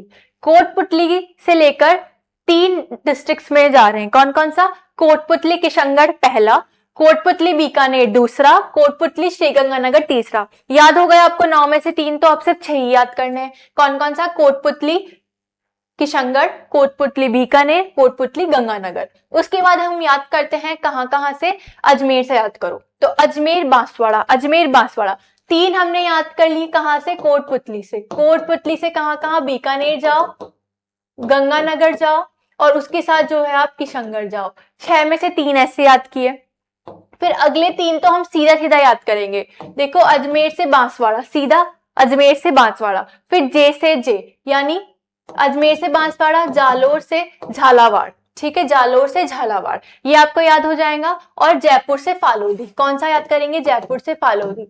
जो 3 आसान आसान है, कौन कौन से आसान आसान है आपके, वो देखो, कोटा से बीकानेर, सॉरी, कोटपुतली से बीकानेर, कोटपुतली से किशनगढ़, कोटपुतली से गंगानगर। 3 याद हो गए 9 में से। अब अगले 3 याद करने के लिए हमने क्या बोला, जालोर से झालावाड़, अजमेर से बांसवाड़ा और फालोदी से जो है आपके जयपुर। ये 3 अलग याद किए। फिर अब हमारे 3 और बचे। अब ये 3 याद करना थोड़ा सा मुश्किल था, पर हमने इसको फिर आसान बनाया। कैसे बनाया कि फिर हमने 3 याद किया, जयपुर से लेकर भीलवाड़ा एक एक्सप्रेसवे बनाएंगे, ठीक है, जयपुर से लेकर भीलवाड़ा, और ब्यावर से लेकर और भरतपुर, ठीक है, ब्यावर से लेकर भरतपुर, ब्यावर से लेकर कहां से, आपके भरतपुर। और एक जो है वो इन सब में से होकर गुजर रहा है, वो कौन सा है आपके, वो देखिए, जयपुर, किशनगढ़, अजमेर और जोधपुर, जयपुर, किशनगढ़, अजमेर और जोधपुर। अब हम फिर से याद कर लेते हैं एक बार कि हमने 9 एक्सप्रेसवे कैसे कैसे याद किए। तो देखिए, हमने 9 में से पहले 3 याद करना स्टार्ट किया। जगह एक ही थी, कौन सी जगह थी आपकी, कोटपुतली। कोटपुतली एक जगह थी, कोटपुतली से किशनगढ़ के बीच, बीकानेर और गंगानगर। 3 तो ऐसे याद किए। 3 हमने याद किए, एक तो देखो, जालोर से झालावाड़, जे से जे। फिर एक हमने याद किया, ब्यावर से भरतपुर, बीबी, ब्यावर से भरतपुर। फिर हमने जो याद किया वो याद किया अजमेर से भीलवाड़ा और बांसवाड़ा। ये 3 हमने ऐसे याद किए। फिर हमने 3 याद किए, कौन कौन से याद किए, कि जयपुर से लेकर फालोदी तक, और एक याद किया हमने फिर जयपुर से लेकर जो है भीलवाड़ा तक, जयपुर से लेकर जयपुर वाले। फिर हमने याद किया कि जयपुर, किशनगढ़, अजमेर और जोधपुर, ठीक है। ये आपको अच्छे से याद हो गए होंगे कि कौन से 9 एक्सप्रेसवे जो हमारे अभी बनाना प्रस्ताव, मतलब बनाने के लिए घोषणा की गई है। तो इस तरीके से हमारी सड़क परिवहन खत्म हो गया। आगे जो है वो है आपके रेल परिवहन। सबसे पहले रेल जो है वो 1874 के अंदर चली। उसके बाद आगरा फोर्ट से लेकर बांदीकुई तक पहली थी, 1874 में जो चली। फिर पहली रेल बस सेवा जो है आपकी मेरठ सिटी से प्रारंभ हुई, ये याद हो गया होगा। उसके बाद देखो, रेल की कुल लंबाई राजस्थान में कितनी है, तो वो है आपकी 6046 किलोमीटर। कितनी है, 6040 किलोमीटर। जो भारत का कितना परसेंट है, आपके 8.89% है। भारत का कितना परसेंट है, 8.89% है। और एशिया में सबसे बड़े मीटर गेज यार्ड कहाँ है आपके, जो फुलेरा जंक्शन पर है। कहां पर है आपके, फुलेरा जंक्शन पर मीटर गेज यार्ड, ठीक है। ये कुछ फैक्ट्स थे वो हमने देख लिए। 1874 में देखा, आगरा फोर्ट से बांदीकुई तक देखा, बस पहली रेल बस सेवा जो है आपकी मेरठ सिटी से देखी। फिर 8.86 घनत्व देखा, 6046 किलोमीटर टोटल जो है आपके यहाँ पर रेल लाइन है, ये देखा। अब रेल में अलग देखते हैं कि हमारे यहाँ पर कितने जोन है और कितने मंडल है। सबसे पहले राजस्थान में 2 जोन है और 5 मंडल है, आपको याद हो गया होगा, 2 जोन 5 मंडल है। अब 2 जोन कौन कौन से हैं, तो उत्तर पूर्वी रेलवे जोन है जिसका हेडक्वार्टर कहाँ है, आपके जयपुर में। हेडक्वार्टर कहाँ है, आपके जयपुर में। दूसरा रेलवे जोन है पश्चिमी मध्य रेल जोन, जिसका हेडक्वार्टर कहाँ है, आपके जबलपुर एमपी में। ये 2 आपको पहले जोन पता चल गए। अब इस जोन में जो है आपके 4 मंडल है, कौन कौन से, जयपुर, जोधपुर, बीकानेर और अजमेर। किसमें, उत्तर पश्चिमी जिसका हेडक्वार्टर जयपुर में है, उसमें आपके 4 मंडल है, जयपुर, जोधपुर, अजमेर और बीकानेर। फिर एक जो है आपका मंडल है राजस्थान में, पश्चिमी मध्य रेलवे जोन, उसके अंदर हेडक्वार्टर जबलपुर के अंदर है। और उसके अलावा इसमें एक ही मंडल आता है राजस्थान का, वो कौन सा आता है, आपके कोटा। अब आगे देखिए, आगे देखते हैं। तो सबसे पहले यहाँ पे कितनी वंदे भारत ट्रेन चल रही है उसको जल्दी से देख लो। अजमेर से लेकर चंडीगढ़ तक चल रही है, जोधपुर से साबरमती चल रही है, उदयपुर जयपुर चल रही है, उदयपुर से आगरा कैंट तक चल रही है, जोधपुर से दिल्ली कैंट तक चल रही है और बीकानेर से दिल्ली कैंट तक चल रही है। ये तो कहाँ कहाँ है आपके वंदे भारत ट्रेन। दूसरा इंपॉर्टेंट जो है आपसे वो है आपकी मेट्रो की ट्रेन। ठीक है, मेट्रो ट्रेन के अंदर दो फेज है, फेज 1 और फेज 2। फेज 1 के अंदर 1D तक बनाई गई है और फेज 2 जो है वो भी प्रस्तावित है, जिसमें भारत सरकार और राजस्थान सरकार का 50-50% हिस्सा है, यानी भागीदारी है उसके फाइनेंशियल एक्सपांसर्स की। अब इसको अच्छे से देखते हैं तो देखो फर्स्ट ए में सबसे पहले आपका फर्स्ट फेज ये वाला जो मैंने बनाया है ये तो है आपके फर्स्ट फेज, और ये वाला जो ब्लैक लाइन से ड्रॉ किया गया है ये है आपके मेट्रो स्टेशन का सेकंड फेज। फर्स्ट फेज में सबसे पहले 1A, फर्स्ट फेज के अंदर 1A से इंडिकेट किया गया जिसका नाम रखा गया क्या, पिंक लाइन। वो कहां से कहां तक चलाई गई, तो वो चलाई गई है आपके मानसरोवर से लेकर चांदपोल तक। ठीक है, फिर सेकंड फेज में चांदपोल से लेकर बड़ी चौपड़ तक, फिर ये है आपके सेकंड बी। उसके बाद 1C कहां से चलाई गई है, आपकी बड़ी चौपड़ से लेकर ट्रांसपोर्ट नगर तक। ठीक है, और 1D चलाई गई है आपके मानसरोवर से लेकर 200 फीट तक। और जो आपकी 1D है और आपकी सेकंड 1C है इसमें राजस्थान गवर्नमेंट का हिस्सा है, बाकी जो सेकंड बी है उसमें ADB आपकी सहयोग कर रहा है। ठीक है, और जो सेकंड फेज चलाया गया है आपके सीतापुरा से लेकर विद्याधर नगर तक। पहली बात तो इस लाइन का नाम क्या रखा है इन्होंने, ऑरेंज लाइन। ठीक है, अब देखो ब्लू लाइन किसे कहते हैं, ये बस सेवाओं को ब्लू लाइन कहते हैं। ठीक है, बस सर्विसेज को राजस्थान में blue line, pink line metro को कह दिया, और उसके बाद अब ऑरेंज लाइन आई है जो कहां से कहां तक है, सीतापुरा से लेकर विद्याधर नगर तक। ठीक है, इसमें राजस्थान सरकार और भारत सरकार का 50-50% भागीदारी है। अब आगे पढ़ते हैं, लास्ट टॉपिक वो है आपका वायु परिवहन। वायु परिवहन जो है उसके अंदर देखो पट्टियां और एयरपोर्ट्स होते हैं। राजस्थान में 2 एयरपोर्ट्स है प्लस 10 एयरपोर्ट्स है, और जो 2 एयरपोर्ट है वो क्या है आपके प्रस्तावित है। तो 2 प्रस्तावित एयरपोर्ट कौन कौन से हैं आपके, एक तो कोट कासिम वाला खेतल तिजारा में और एक कोलाना झालावाड़ में, ये 2 तो आपके प्रस्तावित है। उसके अलावा जो 10 है, 10 में से 4 जो है वो आपके नागरिक उड्डयन के लिए हैं और 6 जो है वो आपके सैन्य उड्डयन के लिए हैं। लेकिन सेना के मतलब सैन्य उड्डयन के होने के बाद भी जो है यहाँ पर आपके जो नागरिक संचालन है यानी नागरिकों के लिए जो सुविधा प्रदान की जा रही है वो भी अलाउड की गई है इनमें से कुछ एयरपोर्ट्स पर। सबसे पहले 4 नागरिक वाले कौन कौन से, सांगानेर जो आपके राजस्थान का पहला इंटरनेशनल एयरपोर्ट है और देश का 13वां इंटरनेशनल एयरपोर्ट के तौर पर है। दूसरा राणा प्रताप जो है आपके उदयपुर में, फिर है किशनगढ़ और कोटा, ये वाले तो कौन से हैं आपके नागरिक वाले सिटीजन्स के लिए। फिर सैन्य वाले कौन से हैं, उत्तरतलाई बाड़मेर, उत्तरलाई, जैसलमेर वाला नाल बीकानेर, उसके बाद है आपका सूरतगढ़, फालोदी और रातानाडा जोधपुर। ये टोटल हो गए हैं आपके 10, 4 नागरिक और 6 सैन्य। उसके बाद हम यहाँ पर अभी बजट के अंदर 2 फ्लाइंग स्कूल ओपन करने की बात की गई थी, वो कौन कौन सी थी आपके, किशनगढ़ और हनुमानगढ़। ठीक है, तो ये जो है आपका पहला टॉपिक खत्म हो गया। अब इसका जो एक प्रश्न था वो अब हम सॉल्व करेंगे। प्रश्न क्या था कि इनमें से कौन से जिले से आपके दिल्ली वडोदरा ग्रीनफील्ड एक्सप्रेसवे नहीं गुजरता है। हमने क्या पढ़ा था कि 7 जिले हैं जो हमने याद किए थे, अलवर, दीग, दौसा, सवाई माधोपुर, टोंक, कोटा और बूंदी, ये इन 7 में से गुजरता है। तो कहां से नहीं गुजरता है आपका, तो जयपुर से ये नहीं गुजरता है, ये हम सही कर देंगे। देखो अलवर, दीग, दौसा और दीग से गुजर रहा था, सवाई माधोपुर टोंक से, और कोटा और बूंदी से गुजर रहा था। जहां से नहीं गुजर रहा था वो कौन सा है आपका, जयपुर। तो इस एक प्रश्न को सॉल्व करने के लिए हमने जो है पूरा ट्रांसपोर्ट वाला जो टॉपिक है वो आपके पूरा पढ़ लिया है। ठीक है, अब आप एक बार इसको रिवाइज करें, उसके बाद हम जो है अगला टॉपिक पढ़ना स्टार्ट करेंगे। ठीक है, इसके बाद हम अगला टॉपिक पढ़ना स्टार्ट करेंगे।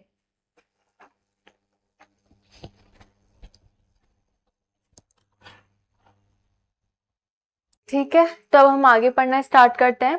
हमने वायु परिवहन पूरा कर लिया था, हमने पढ़ लिया था कि फ्लाइंग स्कूल्स कहाँ कहाँ खोली गई है, किशनगढ़ और हमीरगढ़ भीलवाड़ा के अंदर। अब उसके बाद ये आपका जो टॉपिक था ये खत्म हो गया है। अब जो नेक्स्ट टॉपिक है वो हम क्या पढ़ेंगे, आपके ऊर्जा संसाधन। ऊर्जा संसाधन जो है वो हम आपके पढ़ने वाले हैं, और इसके अंदर आप देखिए पिछली बार क्या क्वेश्चन आया है आप लोगों के। तो इसमें क्वेश्चन है कि which of the following is not a is not a non conventional source of energy, कि इनमें से कौन सा ऊर्जा का गैर परंपरागत सोर्स नहीं है। जब भी आपके ऐसे प्रश्न आए कि नहीं है, जहां पर भी नहीं लिखा हुआ आ जाए तो सबसे पहले तो इसका अपोजिट कर लीजिए, गैर परंपरागत को क्या बनाएंगे आप, परंपरागत।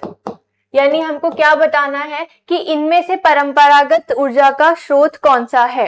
ठीक है, अब इस क्वेश्चन को सॉल्व करने के लिए हम पूरा क्या पढ़ेंगे, आपके ऊर्जा संसाधन के बारे में पढ़ेंगे।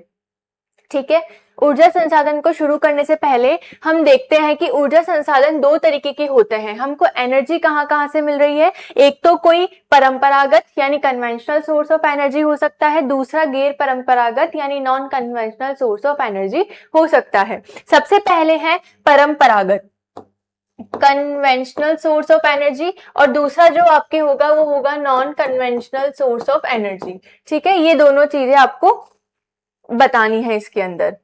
तो देखिए, कन्वेंशनल सोर्स ऑफ एनर्जी का मतलब क्या होता है, अनवीनकरणीय यानी नॉन रेन्यूएबल। परंपरागत सोर्स ऑफ एनर्जी सोर्स ऐसे होते थे जिसको हम बार बार रेन्यू नहीं कर सकते थे। जैसे तापीय ऊर्जा जो है आपकी, तापीय विद्युत या तापीय ऊर्जा जो आप प्रोड्यूस करते हैं, उसमें आप या तो कोयले का प्रयोग करेंगे, कोल का, या फिर आप पेट्रोलियम या फिर तेलों का आप प्रयोग करेंगे। ये कुछ समय बाद ही फॉसिल फ्यूल से और ये समाप्त हो जाएंगे। तो सबसे पहली बात तो ये कैसे हैं आपके परंपरागत है, दूसरी बात ये कैसे हैं आपके non renewable source of energy. दूसरा आपकी न्यूक्लियर एनर्जी। न्यूक्लियर एनर्जी जो होती है, आप न्यूक्लियस लाएंगे, उनको बम्बार्ड कराएंगे, उसमें से एनर्जी निकलेगी और आप एनर्जी को यूज कर लेंगे। लेकिन जो आपका न्यूक्लियर है वो समाप्त हो जाएगा, इसलिए ये भी कैसा सोर्स है आपका, non renewable source of energy. अब तीसरा वेरी इंपॉर्टेंट, जो बहुत बार हमारे को समझ नहीं आता कि रेन्यूएबल सोर्स ऑफ एनर्जी है या non renewable source of energy है, तो आपका जो जल विद्युत है, आपके हाइड्रो है, हाइड्रो को जो हमारी भारत सरकार है वो कौन सा सोर्स ऑफ एनर्जी मानती है, आपके परंपरागत सोर्स ही ऑफ एनर्जी मानती है, कौन सा, जल विद्युत। तो जल विद्युत कैसा है आपके, नॉन रेन्यूएबल और कन्वेंशनल सोर्स ऑफ एनर्जी। उसके बाद देखते हैं कि गैर परंपरागत यानी जो कहें हम इसको non conventional source of energy और नवीनीकरणीय यानी रेन्यूएबल, यानी जिसको बार बार क्या किया जा सके, आपके रेन्यूड किया जा सके। जैसे कि सौर ऊर्जा, हमारे पास सौर की जो ऊर्जा है वो अपार है, हमारे पास बहुत सारी सनलाइट है, जिसमें राजस्थान जो है वहां पर ऐसा है कि 365 डेज के अंदर अधिकतर दिन जो है आपके सौर ऊर्जा की प्राप्ति करता है, सौर की प्राप्ति करता है। इसलिए यहाँ पर सौर एनर्जी जो है वो एक रेन्यूएबल सोर्स ऑफ एनर्जी है, बार बार इसको यूज किया जा सकता है। दूसरा पवन ऊर्जा, विंड एनर्जी। तीसरा बायोमास एनर्जी। चौथा आपके भूतापीय, और पांचवा क्या है आपके ज्वारीय एनर्जी, टाइडल एनर्जी। ठीक है, कौन कौन से हो गए आपके, सोलर, विंड, बायोथर्मल, भूतापीय और हो गया आपके ज्वारीय ऊर्जा। ठीक है, जियोथर्मल और टाइडल एनर्जी। ये सारी एनर्जी कैसी हो गई है आपकी, रेन्यूएबल हो गई है। और रेन्यूएबल है इसलिए कैसी है, नॉन कन्वेंशनल है, यानी नए जमाने के ऊर्जा के स्रोत है। अब इंपॉर्टेंट पहली जो क्वेश्चन आपसे पूछा गया वो तो आपका यहां से ही सॉल्व हो गया, क्या कि इनमें से कौन सा नॉन कन्वेंशनल सोर्स नहीं है। हमने क्या कहा, जब भी नॉट आ जाए तो सबसे पहले जो आपसे पूछ रहे हैं उसका अपोजिट कीजिए। नॉन कन्वेंशनल का अपोजिट क्या हो जाएगा आपके, कन्वेंशनल, यानी गैर परंपरागत पूछा है तो आपको बताना क्या है, परंपरागत बताना है। देखो पवन ऊर्जा हमने क्या पढ़ी कि कैसा है आपके, गैर परंपरागत है, नॉन कन्वेंशनल है। ज्वारीय भाटा कैसा है आपके, ज्वारीय भार ऊर्जा, ये भी कैसी है, नॉन कन्वेंशनल। ज्वारीय ऊर्जा भी नॉन कन्वेंशनल है। और जो आपकी जल विद्युत शक्ति है, अभी हमने पढ़ा कि अपवाद रहता है, हमेशा हमको कंफ्यूजन रहता है कि renewable source of energy, non renewable source of energy है। तो आपकी जलीय विद्युत शक्ति जो है आपके हाइड्रो, ये कैसी सोर्स ऑफ एनर्जी है आपके, याद रखेंगे तो ये परंपरागत सोर्स ऑफ एनर्जी है। ठीक है, कैसी है आपकी परंपरागत सोर्स ऑफ एनर्जी। इस तरीके से ये आपके लास्ट ईयर जो क्वेश्चन आया था ये हमने सॉल्व किया। अब सबसे इंपॉर्टेंट बात है कि इस पूरे जो ऊर्जा संसाधन या एनर्जी रिसोर्सेज है, इस चैप्टर को अब हम पूरा पढ़ेंगे जल्दी से कि इसमें क्या क्या इंपॉर्टेंट फैक्ट्स है और हमको क्या क्या याद करने हैं। ये हमने पढ़ लिया, परंपरागत, गैर परंपरागत सोर्स ऑफ ऊर्जा कौन सी हो सकती है, ठीक है। उसके बाद इसमें अभी सरकार ने अभी हम देखेंगे आगे कि बहुत से संयंत्र भी लगा रही है, तो उन सब के लिए सबसे पहले हमको यहाँ का इंस्टीट्यूशन पढ़ना पड़ेगा कि कौन सी संस्थान है जो आपके अक्षय ऊर्जा कहें या फिर हम कहें कि गैर परंपरागत सोर्स के लिए ऐसी कौन सी संस्थान है जो राजस्थान में गैर परंपरागत सोर्स के लिए कार्य कर रही है। तो सबसे पहले रेडा की स्थापना की गई थी कब, 1985 में। फिर आरएसपीसीएल की स्थापना की गई थी 1995 में। लेकिन फिर 2002 में सरकार ने क्या किया कि रेडा और आरएसपीसीएल को मिलाया और एक नई संस्थान बना दी, आरआरईसी, यानी राजस्थान अक्षय ऊर्जा निगम। तो राजस्थान अक्षय ऊर्जा निगम जो है वो 2002 में स्थापित किया गया। सरकार ने दो संस्थाओं को मिलाया, आरईडीए और आरएसपीसीएल, ठीक है, जो 1995 में बनी, और इन दोनों को मिला के आरआरईसी की स्थापना की 2002 के अंदर। और ये जो हमारी अक्षय ऊर्जा निगम है ये क्या कार्य करती है, किस क्षेत्र में काम करती है, तो ये आपके गैर परंपरागत ऊर्जा के अंदर काम करती है, ये आपको याद रखना है, ठीक है। तो गैर परंपरागत सोर्स ऑफ एनर्जी के लिए काम करने वाले संस्थान कौन है, आपकी आरआरईसी, जिसकी स्थापना कब हुई, आपके 2002 में। ये तो बात हुई आपके जनरल इंट्रोडक्शन की, परंपरागत, गैर परंपरागत और कौन से संस्थान है जो अभी आने वाले समय में जो गैर परंपरागत ऊर्जा है उस पर काम करने के लिए बनाई गई है, तो वो आरआरईसी बनाई गई थी। अब उसके बाद जो एनर्जी वाला चैप्टर है उसमें आपके बहुत सारे इकोनॉमिक सर्वे में जो डाटा आते हैं, मोस्ट प्रोबेबली ये चैप्टर करंट अफेयर्स के ओरिएंटेड ही घूमता है। तो कुछ कुछ जो इंपॉर्टेंट फैक्ट्स है जो साल मतलब प्रोमिनेंटली रहे हैं, हर बार करंट अफेयर में आते रहे हैं, तो उसको एक बार कंक्लूड करके हमने लिख लिया है और इसको फटाफट एक बार रिकैप कर लेते हैं। तो देखिए ऊर्जा के स्रोत में सबसे पहले है कि हमारे राजस्थान में कुल अधिपत्य क्षमता कितनी है, तो हमारी है आपकी 26,325.19 मेगावाट। याद क्या रखना है आपको, 26,325, ठीक है, 0.19 मेगावाट। तो टोटल हमारी ऊर्जा आधिपत्य कितना है फिलहाल राजस्थान के अंदर, तो वो है 26,325.19 मेगावाट। कब तक है, दिसंबर 2024 तक का डाटा है, आपको याद हो गया होगा। अब ये जो टोटल ऊर्जा है इसके अंदर कौन सा जो स्रोत है वो किस कर्म में हमारे कंट्रीब्यूट करता है वो पढ़ेंगे। तो 26,325.19 के अंदर सबसे ज्यादा जो कंट्रीब्यूशन है वो आपकी तापीय ऊर्जा का है, ठीक है, 9,000 से भी ज्यादा। कितना, किसका है, आपके तापीय ऊर्जा का। फिर तापीय ऊर्जा के बाद कौन कंट्रीब्यूट करता है, आपके सौर, पवन और जल। कैसे याद रखेंगे, तापीय, जैसे देखो अभी तक हमारे पास इतने सोर्सेज ओपन नहीं हुए हैं, हम मोस्ट प्रोबेबली जो है परंपरागत सोर्स पर ही डिपेंड करते हैं। परंपरागत सोर्स में सबसे बड़ा जो सोर्स है एनर्जी उत्पादित करने का वो कौन सा है, आपके तापीय। तो सबसे पहले आप तापीय को सबसे आगे रखेंगे, ठीक है। उसके बाद बहुत आसान है इन तीन को याद करना। कैसे याद किया हमने, सौर, पवन और जल, सूर्य, पवन और जल, ठीक है, सौर, पवन और जल विद्युत ये कंट्रीब्यूट करते हैं। फिर बिल्कुल नए सोर्स ऑफ एनर्जी आई, कौन कौन सी, गैस, परमाणु और बायोमास, गैस, परमाणु और बायोमास, गैस, एटॉमिक और बायोमास एनर्जीज, ठीक है, ये आपको बहुत अच्छे से याद हो गया होगा। 26,325.19 मेगावाट टोटल आधिपत्य क्षमता है हमारी ऊर्जा की राजस्थान में, जिसमें सबसे ज्यादा जो कंट्रीब्यूट करता है तापीय, तापीय आप अलग से याद रखेंगे। फिर सौर, पवन, जल, गैस, परमाणु और बायोमास, ये तीन का पेयर याद रखेंगे। फिर इस तीन के पेयर को याद रखेंगे और तापीय को सबसे पहले आप याद रखेंगे। और तो जनरल अपने दिमाग से भी आप इसको याद रख सकते हैं, क्योंकि परंपरागत सोर्स में हमारे पास जो सबसे ज्यादा एनर्जी उत्पादित करा है वो कौन सा है, आपके तापीय स्रोत से ही हमको प्राप्ति हो रही है। उसके बाद देखो सबसे बड़ी बात हम देखते हैं कि अब हमने जो आरआरईसी की स्थापना की थी उसके अंदर उसने गैर परंपरागत सोर्स ऑफ एनर्जी है उसके लिए काम किया। तो सबसे पहले इन्होंने अभी तक सोलर एनर्जी में हम कितना ले चुके हैं, 1482.66 मेगावाट, और पवन में कितना ले चुके हैं, 4414.12। याद रखना मैंने नंबर्स में क्यों बोला, क्योंकि इसी तरीके से आपको याद रहेंगे। कैसे, देखो सौर को याद रखने के लिए, सौर ऊर्जा को आप कैसे याद रखेंगे, 5482 नंबर से याद रखेंगे। विंड 4414, 4 ही आ रहा है, 4414 कैसे याद रखेंगे, 4414, ठीक है, 5482।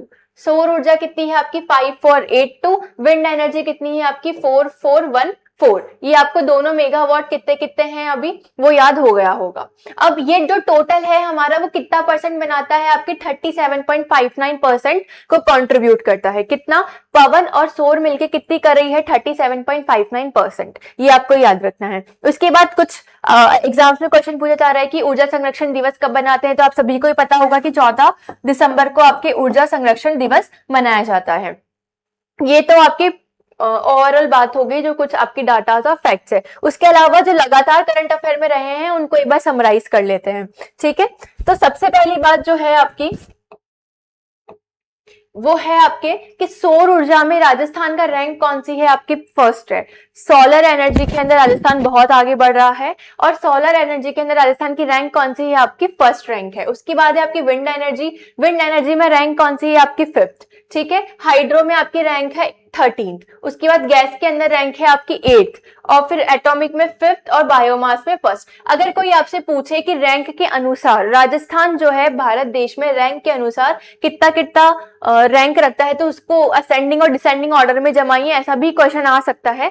तो कैसे कि सबसे पहले सोलर जो हम फर्स्ट नंबर पर है, उसके बाद 2 में हम 5 नंबर पे है, कौन सा? विंड और एटॉमिक।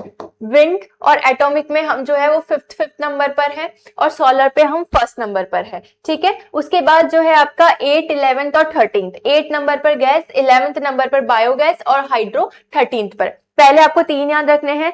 सौर के अंदर पहला, 5 में फिफ्थ प्लेसेस पे 2 है, विंड और एटॉमिक। उसके बाद आ जाएगा आपके 8, 11 और 13। 8th पे गैस, 11 पर बायोमास और 15th में कौन सी? आपके हाइड्रो, ठीक है। ये चीज हमको याद हो गई होगी। और ओवरऑल जो है हमारी रैंक जो रखता है राजस्थान रेन्यूएबल एनर्जी में, वो वैसे तो सेकंड रैंक रखता है, ठीक है। कौन सी रैंक रखता है? आपके सेकंड रैंक। ये सारी चीजें हो गई थी आपके ऊर्जा के स्रोत कौन कौन से हैं, ठीक है, और इसका क्या असेंडिंग डिसेंडिंग ऑर्डर है, और राजस्थान में इसका कितना आधिपत्य है, कितना प्रोडक्शन हो रहा है, कितना कितना जो है आपकी कंट्रीब्यूट कर रहा है ऊर्जा क्षेत्र अलग अलग सब सेक्टर्स के अनुसार, वो हमने सारा देख लिया था। अब अभी जो ऊर्जा का स्रोत है उससे जो आपके संयंत्र लगे हैं राजस्थान के अंदर, कि आपको तापीय ऊर्जा चाहिए तो उसके लिए आपको संयंत्र लगाना पड़ेगा, तभी आपको जाके जो है आपको थर्मल एनर्जी प्राप्त होगी। लेकिन ऐसा नहीं है कि ऐसा नहीं होता है कि सिर्फ हमारा स्टेट ही इस क्षेत्र में काम करे। हमारे स्टेट क्या करता है कि अगर उसको थर्मल एनर्जी को प्रोड्यूस करना है तो वो बहुत सारे अलग अलग सोर्सेज से क्या करता है? आपके कोलैबोरेशंस करता है, ठीक है, एमओयू साइन करते हैं। तो उस आधार पर हम देखें तो कुछ अलग अलग होता है, ये तो बिल्कुल डिफरेंट है। उसके अलावा भी ऐसा होता है कि स्टेट के साथ खुद, जिसमें राज्य सरकार की 100% फाइनेंस या आधिपत्य हो, कोई स्टेट और सेंटर के साथ करेगा, किसी स्टेट और स्टेट के साथ भी कर सकता है। तो इस तरीके से हम पहली बात तो उन प्रोजेक्ट्स को अलग अलग पढ़ेंगे, किसके आधार पर कि वो कितना कितना किसके साथ कोलैबोरेट किया, यानी स्टेट का 100%, स्टेट और सेंटर का, या किसी स्टेट और स्टेट के साथ मिलकर उसने कोई प्रोजेक्ट स्थापित किया है, तो उस आधार पर हम, एक तो पहला आधार ये पढ़ने का होता है। दूसरा आधार जो हम देखेंगे वो देखेंगे सिर्फ और सिर्फ तापीय में, कि कितनी यूनिट्स लगाते हैं, उसकी बेसिस पर जो है इसको अलग अलग बताया जाता है। जैसे जैसे कि सुपर थर्मल क्या होती है, जब यूनिट 1000 से ऊपर की हो तो उस पावर प्लांट को क्या कहते हैं? हम सुपर थर्मल। यदि 1000 यूनिट से कम की हो, मेगावाट से कम की यूनिट्स हो, तो उसको थर्मल कहते हैं। सुपर क्रिटिकल किसको कहते हैं? कि जब उसकी एक यूनिट ही जो होती है आपके 500 मेगावाट से अधिक प्रोड्यूस कर सकती हो एनर्जी, तो उसको क्या कहते हैं? हम उसको कहते हैं सुपर क्रिटिकल, ठीक है। ये तो जो होते हैं हमारे किसके आधार पर हो गए? Super thermal. सुपर थर्मल का मतलब होता है एक यूनिट 1000 मेगावाट से ऊपर की होनी चाहिए। फिर थर्मल होता है जिसमें 1000 मेगावाट से कम की है टोटल संयंत्र में, एक यूनिट 500 मेगावाट से ज्यादा की है तो सुपर क्रिटिकल उसको नाम देते हैं। ये तो किसके आधार पर हो गए हैं? आपके अलग अलग यूनिट्स के बेस पर, कि वो कितना मेगावाट जनरेट कर रही है सब मिलाकर, या एक यूनिट। पर्टिकुलरली अगर एक यूनिट 500 से ऊपर जनरेट करती है तो वो वाला कौन सा हो जाएगा? आपके सुपर क्रिटिकल हो जाएगा। अब इसको हम पढ़ना स्टार्ट करते हैं। सबसे पहले हम क्या पढ़ना स्टार्ट करेंगे? आपके सुपर थर्मल। सुपर थर्मल में हमने क्या पढ़ा कि जहां पर 1000 मेगावाट से ऊपर की जो आपके एनर्जी यहाँ पे प्रोड्यूस होनी चाहिए। तो राजस्थान में जो पहला आपके super critical thermal power plant लगा था वो कौन सा है? आपका सूरतगढ़ का लगा था, और ये कब बना? 2002 के अंदर, ठीक है। और ये टोटल कितना मेगावाट ऑफ यूनिट देता है? 1000 से ऊपर है तो मानिए 2820 मेगावाट। 1000 से ऊपर का होना चाहिए ना यूनिट, जो प्रोड्यूस कर रही है वो कितनी होनी चाहिए? 1000 मेगावाट से ऊपर की होनी चाहिए। तो जो सूरतगढ़ थर्मल पावर प्लांट है हमारा सुपर क्रिटिकल, वो 2820 मेगावाट की एनर्जी प्रोड्यूस करता है और राजस्थान का पहला सुपर क्रिटिकल पावर प्लांट था। और कब एस्टेब्लिश किया गया है आपके 2002 में। पहला फैक्ट आपको याद हो गया, Suratgarh super thermal power plant है। अगर आपको अलग अलग पावर प्लांट के एग्जांपल दिए तो आप उसको भी सेपरेट कर सकते हैं। फिर Kota super thermal power plant, पहली बात तो ये राजस्थान का पहला थर्मल था। थर्मल तो पहला था लेकिन सुपर क्रिटिकली कब बना, सेकंड सुपर क्रिटिकल बना 1983 में। इसको सबसे पहले एस्टैब्लिश किया गया कोटा थर्मल पावर प्लांट को, ठीक है। पहला thermal power plant. Super critical कब बना, ये आपके second super critical power plant बना और इसका कितनी 1240 मेगावाट की इलेक्ट्रिसिटी हम कहें कि यहाँ से विद्युत की उत्पादन होता है, ठीक है, विद्युत उत्पादित होता है। ये हमने देख लिया किसके बारे में, सूरतगढ़ सुपर थर्मल क्रिटिकल। दूसरा कौन सा है आपका, कोटा। तीसरा है आपके छाबड़ा, जो है कहां पर है आपके, पहली बात तो ये छाबड़ा कहाँ है आपके, बारां के अंदर, ठीक है। और ये सूरतगढ़ के बाद सबसे ज्यादा क्षमता रखने वाला क्या है आपके super critical power thermal plant है।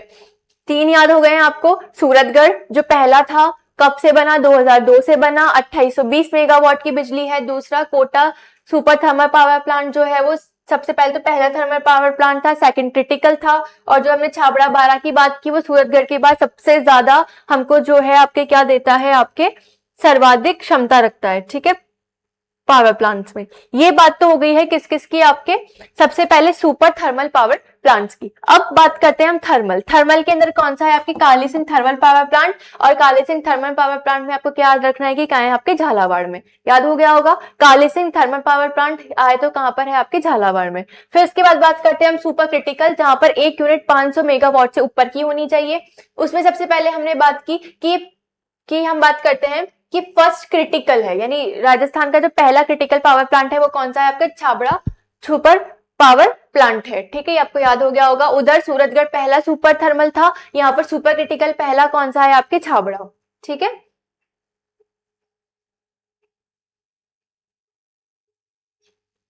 उसके बाद देखो फिर है आपके कवई सुपर थर्मल पावर प्लांट। सबसे पहले तो यहाँ पर अडानी ग्रुप ने कर रखा है और उसके साथ यहाँ पर 660 की 2 यूनिट मतलब 2 यूनिट्स लगी हुई है। तो कवई सुपर थर्मल पावर प्लांट अभी किसके कंट्रोल में है, तो आपके अडानी ग्रुप के कंट्रोल में है, ठीक है। फिर उसके बाद हम और पढ़ेंगे तो बांसवाड़ा सुपर क्रिटिकल है, ठीक है। ये सारे तो किसके आधार पर हो गए आपके, सुपर क्रिटिकल, थर्मल और सुपर थर्मल के आधार पर हो गए हैं, ठीक है। अब हमने अभी आपको एक चीज कंफ्यूजन हो रही होगी, यहाँ पे हमने Chhabra super thermal power plant पढ़ा, तो पहले ही सुपर थर्मल पावर प्लांट था, उसके बाद इसको पहला सुपर क्रिटिकल बना दिया गया, किसको, आपको Chhabra super power thermal plant को, ठीक है।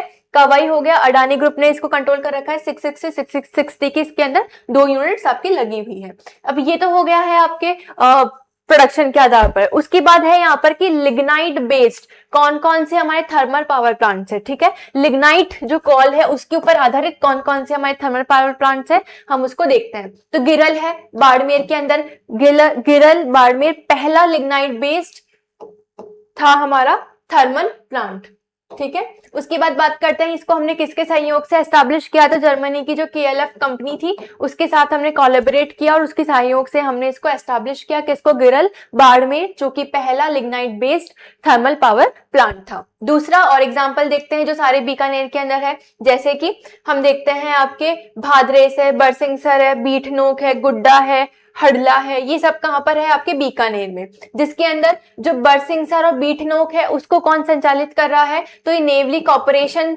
जो है आपके उसके द्वारा संचालित किया जा रहा है। कौन कौन से, 2 लिग्नाइट बेस्ड पावर प्लांट्स, उसमें पहला है आपके बरसिंहसर और बीठनोक, दोनों ही कहां है, बीकानेर में। और किसके द्वारा संचालित किए जा रहे हैं, तो नेवली कॉर्पोरेशन के द्वारा संचालित किए जा रहे हैं। ये हमने देख लिया।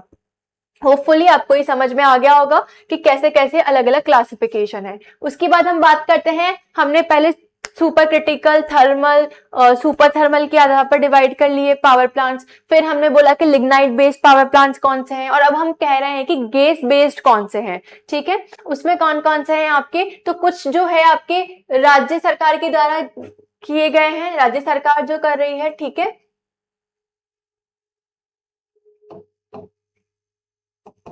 ठीक है। राज्य सरकार कौन कौन सा चला रही है, तो उसमें देखो जैसलमेर के अंदर रामगढ़ जो पहला आपके gas based thermal power plant था, कब खुला, आपके 1996 के अंदर। कौन सा, जैसलमेर में जो है आपका नेचुरल गैस बेस्ड है आपके, उसके अंदर कौन सा है आपके जैसलमेर, रामगढ़ वाला जो है वो पहला जो था आपके गैस बेस्ड था जो 1996 में ओपन किया गया। फिर है आपके धौलपुर, धौलपुर जो है आपके कॉम्बाइंड साइकिल धौलपुर, जिसके अंदर कितना है 330 मेगावाट ये प्रोड्यूस करता है। और जो तीसरा गैस बेस्ड है वो है आपके झामरा कोटरा उदयपुर, 2001 में इसको ओपन किया गया था। ये तीनों तो कौन से हो गए हैं आपके, गैस आधारित है। और एक अंता 12 वाला जो है वो भी आपकी गैस बेस्ड है। ठीक है, ये आपको याद हो गया होगा, जैसलमेर, धौलपुर और जो है आपके झामरा कोटरा उदयपुर वाला कब ओपन हुआ, 2001 के अंदर। ठीक है, अब आगे देखते हैं कि कुछ और होते हैं जो नाथपा और लिक्विड बेस्ड होते हैं। हमने कौन कौन से पढ़े, सबसे पहले हमने थर्मल पावर प्लांट्स के 3 स्टेजेस पढ़े, जिसमें सुपर थर्मल पावर प्लांट बना, फिर थर्मल पढ़ा और सुपर क्रिटिकल बना, इसके एग्जाम्पल पढ़ लिए हमने। फिर दूसरा जो देखा हमने वो गैस बेस देखा, गैस बेस के बाद हम जो देख रहे हैं लिग्नाइट बेस भी देख लिए हैं हमने। लिग्नाइट बेस के बाद अब हम जो देख रहे हैं वो कौन सा देख रहे हैं, या तो नाथपा पे बेस्ड है या उस पे कोई लिक्विड गैस का प्रयोग किया गया है। इन 4 के बेसिस पे हमने अलग अलग अब पावर प्लांट्स को देख लिया है। अब देखो नाथपा बेस में सबसे पहला कौन सा था, आपके धौलपुर पावर प्लांट जो है वो है आपके, और जो केशोराई पाटन वाला है वो आपके नाथपा बेस्ड है और ये आपके लिक्विड बेस्ड है। ठीक है, धौलपुर पावर प्लांट जो है वो 702.7 मेगावाट की बिजली देता है, जिसकी 2 यूनिट से अलग अलग, एक तो 330 की और 372.7 मेगावाट की, 2 अलग अलग यूनिट है धौलपुर पावर प्लांट की, लिक्विड बेस्ड है। फिर केशोराई पाटन जो है आपका वो बूंदी के अंदर, वो कौन सा बेस्ड है, आपके नाथपा बेस्ड है। ठीक है, इस प्रकार से जो हमने सारा क्लासिफिकेशन अलग अलग तरीके से याद कर लिया है। हमसे कैसा भी क्वेश्चन पूछे हम सब कर सकते हैं, चाहे हमें पूछे कि जो हमारे ये छावड़ा है वो कौन से डिस्ट्रिक्ट में है, वो कर सकते हैं, क्रिटिकल है, सुपर क्रिटिकल है, थर्मल है, ऐसा क्वेश्चन कर सकते हैं। गिरल बेस्ड कौन सा है, कहां पर स्थित है, कौन सा पहला है, कितनी यूनिट्स है, जो इंपॉर्टेंट थे उसकी यूनिट्स भी हमने लिख ली है। तो इस तरीके से जो है आपका पहला जो पार्ट था ऊर्जा वाला, उसमें हमने तापीय को पूरा पढ़ लिया है, और इस तरीके से हमने इसको पढ़ा, ये भी हमने देख लिया। अब आगे चलते हैं, आगे जो है आपकी तापीय के बाद कौन सा पढ़ेंगे हम, जल विद्युत, कि हाइड्रो इलेक्ट्रिसिटी कैसे कैसे प्रोड्यूस होती है। तो हाइड्रो इलेक्ट्रिसिटी को प्रोड्यूस करने के लिए हमारे 3 वॉन्चर्स बन रखे हैं, कौन कौन से, स्टेट गवर्नमेंट, स्टेट के साथ, और एक सेंट्रल गवर्नमेंट। सेंट्रल गवर्नमेंट वाला हम नहीं पढ़ रहे हैं यहाँ पर, हम सिर्फ यहाँ पर स्टेट गवर्नमेंट जो चला रही है और दूसरा जो स्टेट और स्टेट के सहयोग से चल रहे हैं। सबसे पहले स्टेट गवर्नमेंट जो है वो इंदिरा गांधी नहर के अंदर चला रही है, वहां की कुछ ब्रांचेस है जिसके अंदर उसने कहा है कि इन ब्रांचेस के अंदर आप हाइड्रो इलेक्ट्रिसिटी प्रोड्यूस कर सकते हैं। तो वो कौन कौन सी है, देखो सूरतगढ़ है, अनूपगढ़। दूसरा जो स्टेट गवर्नमेंट चला रही है वो और कहाँ पे चला रही है, तो वो देखते हैं, तो वो आपके एक तो जाखम, प्रतापगढ़ और अनास हाइड्रो बांसवाड़ा, 2 और है, इंदिरा गांधी, अनास हाइड्रो बांसवाड़ा और जाखम प्रतापगढ़। ये तो स्टेट गवर्नमेंट जो हाइड्रो पावर प्लांट चला रही है वो है। उसके बाद अगला जो पढ़ेंगे वो पढ़ेंगे कि स्टेट और स्टेट मिलके कौन कौन से हमारे चला रहे हैं हाइड्रो पावर प्लांट्स। उसमें सबसे पहले जो है आपकी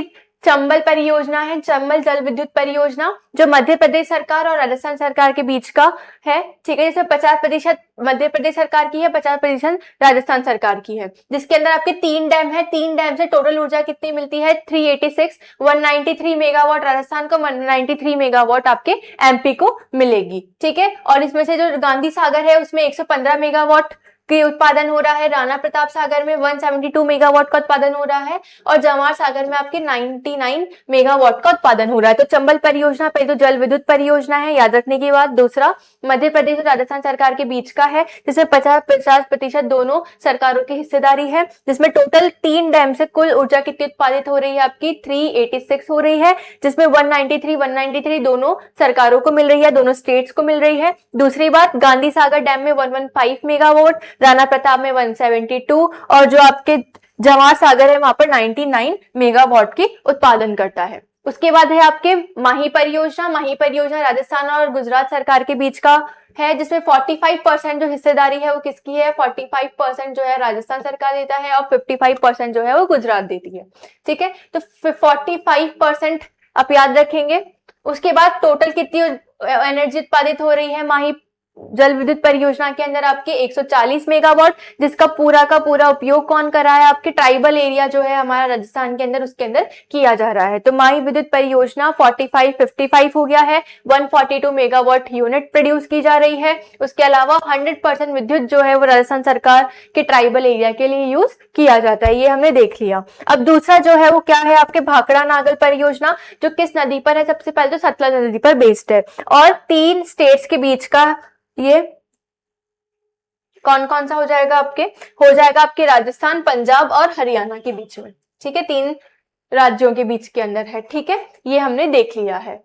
उसके बाद ये जो है इसमें राजस्थान का कितना प्रतिशत है, तो आपके 15.2% हिस्सा है, यानी 227 मेगावाट जो बिजली है या जो मेगावाट इलेक्ट्रिसिटी है वो कौन प्रोड्यूस कर रहा है, कौन लेगा, कंज्यूम करेगा, आपके राजस्थान, पंजाब, हरियाणा सतलज नदी पर भाखड़ा नांगल परियोजना के तहत, और जिसमें 15.2% जो हिस्सा है या जो विद्युत बनती है वो राजस्थान सरकार के कौन से डिस्ट्रिक्ट में जाएगी, तो पूरी की पूरी हनुमानगढ़ आपके यूज कर रहा है। तो ये किसके बारे में, आपके भाखड़ा नांगल हो गया है, माही परियोजना हो गई है, और चंबल परियोजना हो गई है। फिर चौथी परियोजना है आपके स्टेट और स्टेट के बीच की, वो है आपकी व्यास परियोजना। ये जो दोनों है वो कहाँ है, आपके हिमाचल प्रदेश के अंदर। तो पौंग और पंडो है जो आपके डैम्स है, जिसके अंदर पौंग से 59% लिया जाता है पानी, और 20% जो है पंडो से लिया जाता है। और राजस्थान में तक कितना मेगावाट विद्युत मिल रही है, यहाँ पे 442 मेगावाट की यहाँ से इनको इलेक्ट्रिसिटी की प्राप्ति हो रही है। तो इंपॉर्टेंटली सबसे पहले तो आपको क्या देखना है कि कौन कौन से स्टेट के बीच में है, कितना कितना प्रतिशत और कितनी कितनी मेगावाट बिजली इनको प्राप्त हो रही है, ये सारा हमने अच्छे से कवर कर लिया है, ठीक है। आप वापस रिवाइज करेंगे जब भी, तो आपको प्रॉब्लम नहीं आएगी कि हमको कैसे पढ़ना है, ओके। अब आगे चलते हैं, नेक्स्ट जो है वो है आपकी परमाणु ऊर्जा, एटॉमिक एनर्जी।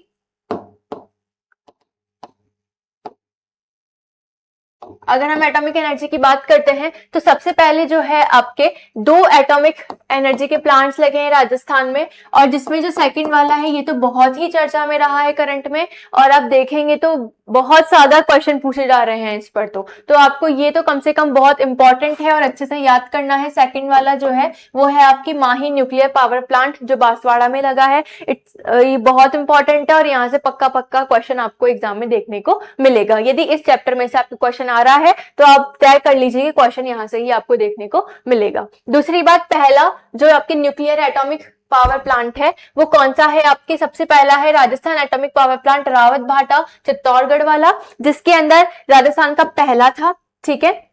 उसके बाद जो है ये 1965 में कनाडा के सहयोग से लगाया गया, जिसने अपना कार्य करना कब शुरू किया है, आपके 1973 से। तो 2 चीज हो गई, Rajasthan atomic power plant Rawat भाटा चित्तौड़गढ़ राजस्थान का पहला, दूसरा 1965 के अंदर जो है वो कनाडा के सहयोग से इसको स्थापित किया गया, और इसने अपना जो उत्पादन है वो कब शुरू किया है, आपके 1973 के अंदर इसके उत्पादन जो है वो आपके शुरू किया गया है। दूसरा बहुत इंपॉर्टेंट है, वो कौन सा है, आपके माही न्यूक्लियर पावर प्लांट। माही न्यूक्लियर पावर प्लांट है कहाँ, आपके बांसवाड़ा के अंदर है, और ये दूसरा है आपके पावर प्लांट राजस्थान में, और ये कहाँ लगाया गया है, बांसवाड़ा की छोटी सरवन तहसील के कुछ गांवों में लगाया गया है। तो बस मोस्ट इंपॉर्टेंटली आप जो है वो याद क्या रखेंगे कि बांसवाड़ा के छोटी सरवन तहसील में इस पावर प्लांट को लगाया गया है, जिसकी कुल क्षमता कितनी होगी, आपकी 2800 मेगावाट की क्षमता होगी, जिसके अंदर आपके 700 के 4 यूनिट लगाएंगे। और ये जो यूनिट्स होगी वो किस टेक्नोलॉजी पर बेस्ड होगी, वो होगी आपके प्रेशराइज्ड हैवी वाटर न्यूक्लियर, ठीक है। Pressurised heavy water nuclear reactor,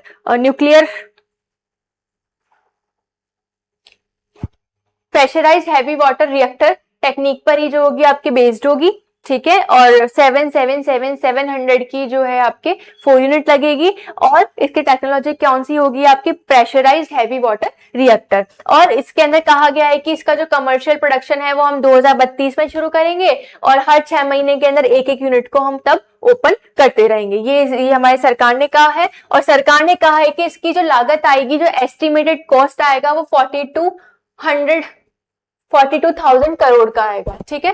कितने का आएगा, आपकी 42,000 करोड़ की इसकी एस्टिमेटेड लागत बताई गई है। 2800 मेगावाट की टोटल क्षमताएं मतलब प्रोड्यूसिंग यूनिट्स होगी, 700 के 4 यूनिट लगेगी, और प्रेशराइज्ड हैवी वाटर रिएक्टर के टेक्नोलॉजी पर ये आपके पूरा बेस्ड रहेगा। ठीक है, ये तो कौन सा हो गया था आपके परमाणु ऊर्जा कैसे प्रोड्यूस होगी, कौन कौन से यहाँ पे आपके संयंत्र है। दूसरा, अब हम आगे पढ़ते हैं सौर ऊर्जा। अगेन वेरी इंपॉर्टेंट है, क्योंकि राजस्थान के अंदर सौर ऊर्जा के अंदर राजस्थान पूरे देश में पहला स्थान रखता है, अभी अभी हम पढ़ कर आए हैं। तो सबसे पहले राजस्थान के अंदर जो है आपके सौर ऊर्जा जो आपके सेज जोन बनाए गए हैं वो कहां पर है आपका, कहां पर आपके सेज जोन बनाए गए हैं, वो आपके जोधपुर में बनाया गया पहली बात तो। और इसमें कौन कौन से जिले शामिल है, वो कौन कौन से जिले थे आपके, जैसलमेर, बाड़मेर, बीकानेर। जो भी डेजर्ट एरिया है वहां पर अच्छी खासी धूप है। दूसरी बात, वहां पर बहुत सारी बंजर लैंड है और वर्षा जो होती है वहां पर इतनी नहीं होती है, इसलिए हमको ऑलमोस्ट टाइम जो होता है एकदम साफ और क्लियर स्काई मिलता है। तो वहां पर हमको जो एनर्जी है, सन की एनर्जी है, वो ज्यादा लंबे समय तक प्राप्त होती है। तो इसलिए जब हमने सेज एस्टैब्लिश किया वो जोधपुर में किया, और उसी के साथ जो आपके और 4 डिस्ट्रिक्ट थे डेजर्ट, वो हमने ले लिए, जोधपुर, जैसलमेर, बीकानेर और बाड़मेर, इन सबको हमने यहाँ पर ऐड किया है।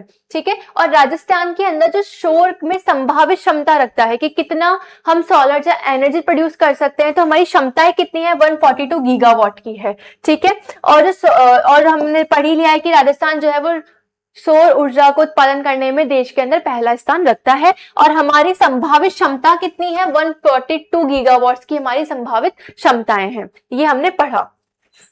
दूसरा, अब देखते हैं हम जो हमारे प्रमुख सोलर प्लांट्स है वो कहाँ कहाँ लगे हुए हैं। तो देखिए, सबसे पहले देखो, खेमसर नागौर में है, गोरी झुंझुनू मोकला जैसलमेर, धुनिया जोधपुर, अंगोरिया बाड़मेर, लदिया कला जोधपुर, धुणकसर जैसलमेर।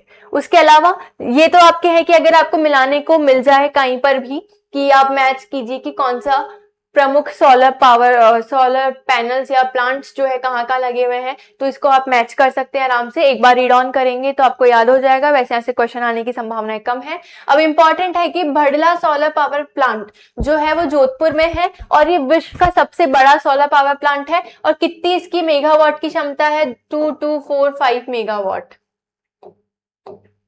कितनी याद करेंगे आप, 2245 मेगावाट। ठीक है, 2245 मेगावाट किसकी हो जाएगी, आपकी भड़ला सोलर पावर प्लांट की टोटल क्षमता है। ठीक है, पहली बात तो ये जोधपुर के अंदर है, विश्व का सबसे बड़ा है, क्षमता कितनी है आपकी, 2245 मेगावाट की क्षमता है। ये तो कौन से हो गए हैं आपके कि प्रमुख जो है, जैसे धुनिया जोधपुर में है, अंगोरिया बाड़मेर के अंदर है, गोरी जो है झुंझुनू में है, खेमसर नागौर के अंदर है। ठीक है, और अब जो बात करते हैं कि ऐसे पावर प्लांट्स, आपके सोलर पावर प्लांट्स जो निर्माणाधीन है, यानी उसका भी काम चल रहा है, निर्माणाधीन है, वो कौन कौन से, देखो, फालोदी पोखरण सोलर जो जोधपुर और जैसलमेर के अंदर लगाया जाएगा। ठीक है, फतेहगढ़ सोलर पार्क जो जैसलमेर में लगाया जाएगा, और इसमें जो 2 कंपनी है वो एक ही कंपनी काम कर रही है, एक तो है मैसर्स एक्सेल और एक है मैसर्स अडानी रेन्यूएबल एनर्जी। आप इन कंपनियों को ध्यान रखें, यदि थोड़ा डीप में गए तो पूछ सकते हैं। बाकी ये कौन से आपके निर्माणाधीन है, यहाँ से क्वेश्चन आने की संभावना इतनी नहीं है। बाकी आके देखो, नोख के अंदर लगाएंगे जैसलमेर, पूगल बीकानेर में लगाएंगे, बोडाना जैसलमेर में लगाएंगे, और इन सब में जो सहयोग कर रहा है या जो लगा रहा है वो कौन सा है आपके, RSDCL लगा रही है इन सब में। ठीक है, RSDCL। और ये जो बोडाना है जैसलमेर वाला, वहां की अधिपत्य क्षमता कितनी होगी आपकी, 2000 मेगावाट की होगी। जबकि भड़ला सोलर पावर जो भड़ला सोलर पार्क था उसकी कितनी थी आपकी, 2245 मेगावाट की थी। ठीक है, ये हमने देख लिया है कौन कौन से निर्माणाधीन है और कौन कौन से आपके प्रस्तावित है। अब आगे चलते हैं, अब कुछ सोलर नीतियां जो समय समय पर आती रहती है ताकि हमारे यहाँ पर सोलर ऊर्जा को बढ़ावा दे सके। कौन कौन सी नीतियां आई हैं, तो सबसे पहले देखते हैं कि हमारी पहली सोलर नीति 2011 के अंदर आई थी। फर्स्ट सोलर पॉलिसी जो है आपकी 2011 के अंदर आई। उसके बाद आपकी सबसे न्यूएस्ट सोलर नीति जो है वो 2024-25 में आई है। ठीक है, और उस का लक्ष्य कितना रखा गया है आपके, 30 गीगावाट का लक्ष्य रखा गया है। कितने गीगावाट का लक्ष्य है, टोटल 30 गीगावाट का यहाँ पर लक्ष्य रखा गया है। किसमें, आपकी जो नई सोलर नीति आई थी 2024-25 में, उसके अंदर पहला सोलर पॉलिसी 2011 में आई। लेकिन अब जो सबसे important and very very important, जहां से आपको पक्का पक्का क्वेश्चन देखने को मिलेगा, वो है आपकी राजस्थान की एकीकृत स्वच्छ ऊर्जा नीति 2024। ठीक है, यहाँ से आपको पक्का क्वेश्चन देखने को मिलेगा कि राजस्थान की एकीकृत स्वच्छ ऊर्जा नीति जो है उसमें कितना उत्पादन का लक्ष्य रखा गया है। तो उसमें जो है आपके टोटल जो उत्पादन है वो 125 गीगावाट का रखा गया है। तो उसका आपका टोटल प्रोडक्शन का रखा गया है, ठीक है। और ये किसके स्पेसिफिकली है, आपकी पहली बात तो आपके सोलर की स्पेसिफिकली बात की गई थी, ठीक है। ये आपके जो है सोलर की स्पेसिफिकली बात की गई थी कि फर्स्ट तब सोलर पॉलिसी 2011 के अंदर आई, दूसरी न्यू सोलर पॉलिसी के अंदर 2024-25 का लक्ष्य था कि 30 गीगावाट तक प्रोड्यूस करेंगे। फिर एकीकृत स्वच्छ ऊर्जा नीति के अंदर सोलर एनर्जी से कितनी एनर्जी प्रोड्यूस करने का लक्ष्य है, तो 90 गीगावाट कम से कम हम सौर ऊर्जा से प्रोड्यूस करेंगे टोटल लक्ष्य का। फिर है आपके हाइब्रिड मॉडल के ऊपर चलाया गया कि जो आपकी सरकारी भवन है उसके ऊपर रूफटॉप सोलर को एस्टेब्लिश किया जाएगा, और इसका काम कौन करेगा, आपके RREC। ये हाइब्रिड ईयरली मॉडल हमारी सरकार ने कहा, और कहा कि इस हाइब्रिड ईयरली मॉडल के तहत जो है हम जो सरकारी भवन है उसके रूफ टॉप पे जो है हम सोलर पैनल्स को एस्टैब्लिश करेंगे, और ये काम किसको दिया गया है, आपके RREC को दिया गया है। उसके अलावा सोलर सिटी जो जहां पर हमारे लगाए जा रहे हैं वो कौन कौन से आपके एकदम लाइन के अंदर है, जयपुर, जोधपुर और अजमेर। कौन कौन से आ जाएंगे आपके, जयपुर, जोधपुर और अजमेर, ये कौन से हो जाएंगे आपके सोलर सिटीज हो जाएंगे, ठीक है।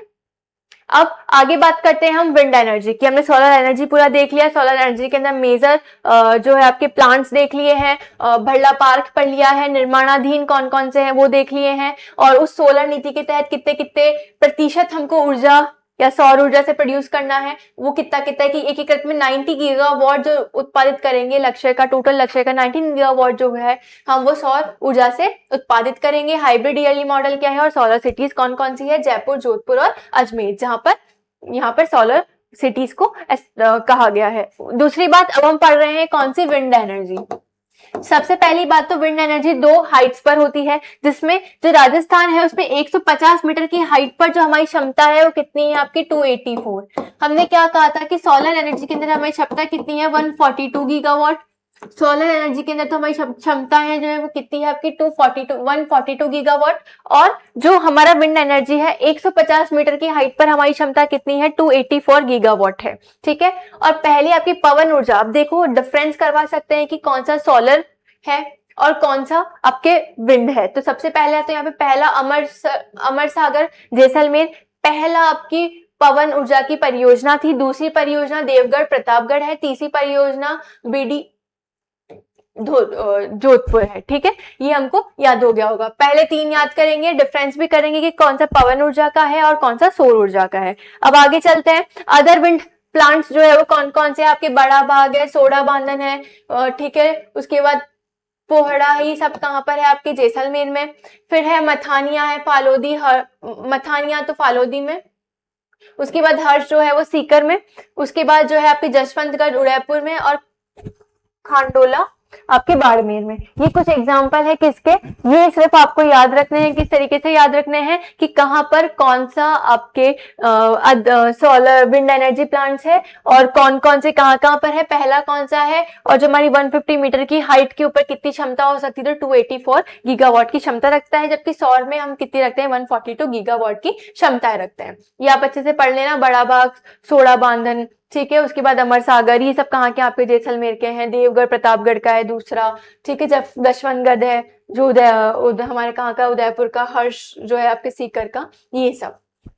अब पवन ऊर्जा नीति पहली कब है, 2022 में आई, जबकि हमने क्या बोला था कि सोलर पॉलिसी पहली कब आई थी आपकी, 2011 में। और पवन ऊर्जा की पहली नीति कब आई आपकी, 2012 में। उसके बाद विंड पॉलिसी कब आई थी आपकी, 2019 के अंदर आई। और एकीकृत स्वच्छ ऊर्जा नीति 2024 जो आई उसके अंदर हम 25 गीगावाट जो है वो पवन ऊर्जा से प्रोड्यूस करेंगे। और अभी हम क्या पढ़ के आए कि 90 गीगावाट जो है वो हम किससे प्रोड्यूस करेंगे, हम सोलर ऊर्जा से प्रोड्यूस करेंगे टोटल लक्ष्य का, ठीक है। अब आगे देखते हैं, आगे देखो अदर कुछ इंपॉर्टेंट फैक्ट्स है कि Adani hybrid energy Jaisalmer 1 unit जो है वो जैसलमेर में लगाई जाएगी, और ये इंडिया का जो है वो पहला हाइब्रिड एनर्जी प्लांट है। कौन सा, Adani hybrid energy Jaisalmer 1 unit Jaisalmer में लगाई जाएगी, और ये इंडिया का पहला हाइब्रिड एनर्जी प्लांट है। और कहाँ लगेगा, ये जैसलमेर में लगेगा। अब कुछ इंपॉर्टेंट है कि ग्रीन एनर्जी कॉरिडोर कहाँ से गुजरता है, तो नीचे से शुरू हुई है, चित्तौड़गढ़, अजमेर, नागौर, जोधपुर और बीकानेर। कहाँ से, चित्तौड़गढ़, अजमेर, नागौर, उसके बाद है आपके जोधपुर और बीकानेर। यहाँ से क्या है आपके ग्रीन एनर्जी कॉरिडोर गुजरता है, ठीक है। अब देखते हैं कि पहला जो आपका संयंत्र है वो कहाँ लगा है, आपके पदमपुर गंगानगर के अंदर। और 2024 तक हमारे 14 संयंत्र लग चुके हैं, जिसकी कुल अधिपत्य क्षमता कितनी है आपकी 128.45 मेगावाट।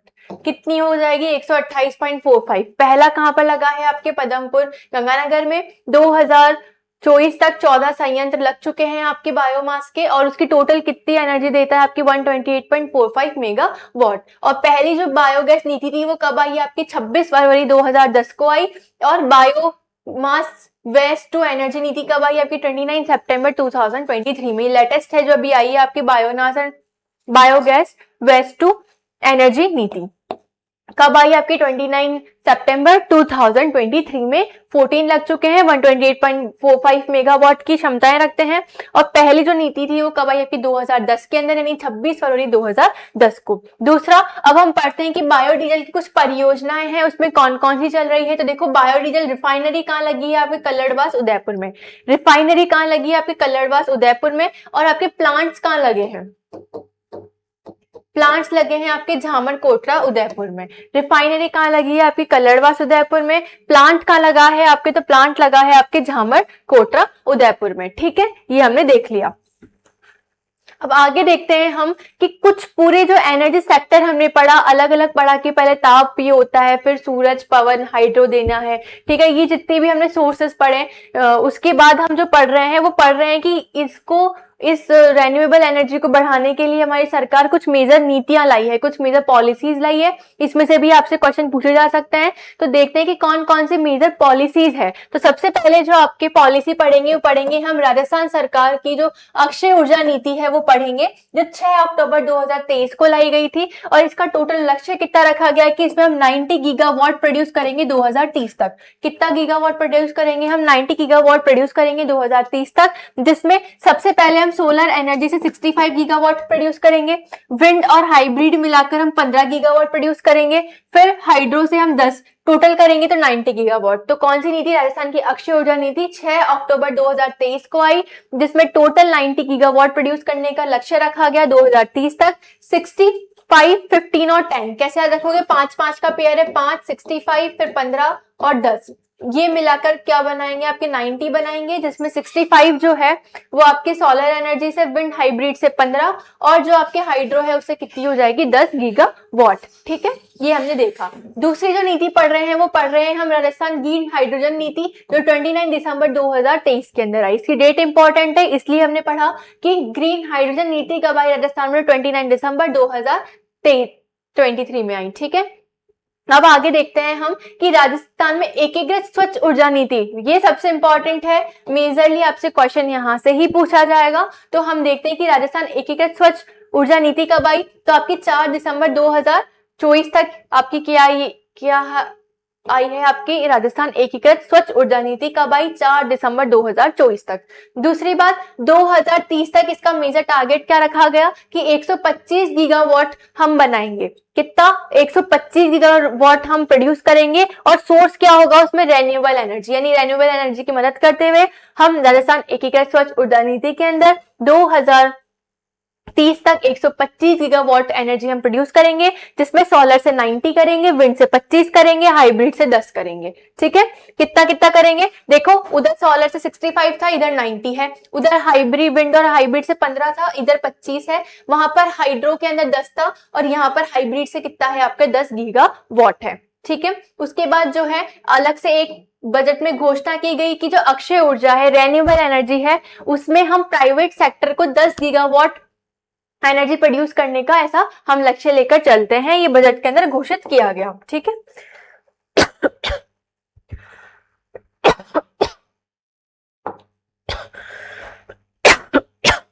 कौन सा, अक्षय ऊर्जा नीति, जिसके अंदर हमने क्या कहा कि प्राइवेट सेक्टर को हम 10 गीगावाट जो एनर्जी है वो प्रोड्यूस करने का टारगेट देंगे, ऐसा हमारी राजस्थान सरकार ने जो है लक्ष्य रखा। उसके अलावा बजट के अंदर एक हरित हाइड्रोजन उत्पादित करने की लक्ष्य रखा गया कि हम 2030 तक जो है वो 2000 किलो टन प्रति वर्ष जो है आपके क्या प्रोड्यूस करेंगे, आपके राजस्थान में ग्रीन हाइड्रोजन को प्रोड्यूस करेंगे। ठीक है, ये जो चैप्टर था आपके वो किससे रिलेटेड था, आपके ऊर्जा से। अब ऊर्जा की 2-3 जो आपकी योजनाएं होती है जो बहुत ही फेमस होती है, इसलिए हम एक बार इसको क्विकली देख लेते हैं। तो पहली है आपके पीएम कुसुम योजना, 2029 में आई थी। इसके 3 कंपोनेंट्स होते हैं, ए, बी और सी कंपोनेंट होता है। ए कंपोनेंट में कहा गया है कि आप यहाँ पर हम सौर पावर प्लांट को लगाएंगे विद्युत ग्रिड के अंदर, और पहला ऐसा जो प्लांट लगा वो कहाँ लगा, आपके भालोजी जो है जयपुर के अंदर इसको लगाया गया। ये कहा था आपके कंपोनेंट ए। कंपोनेंट बी में कहा गया है कि सोलर पंप लगाएंगे, कितने का, 7.5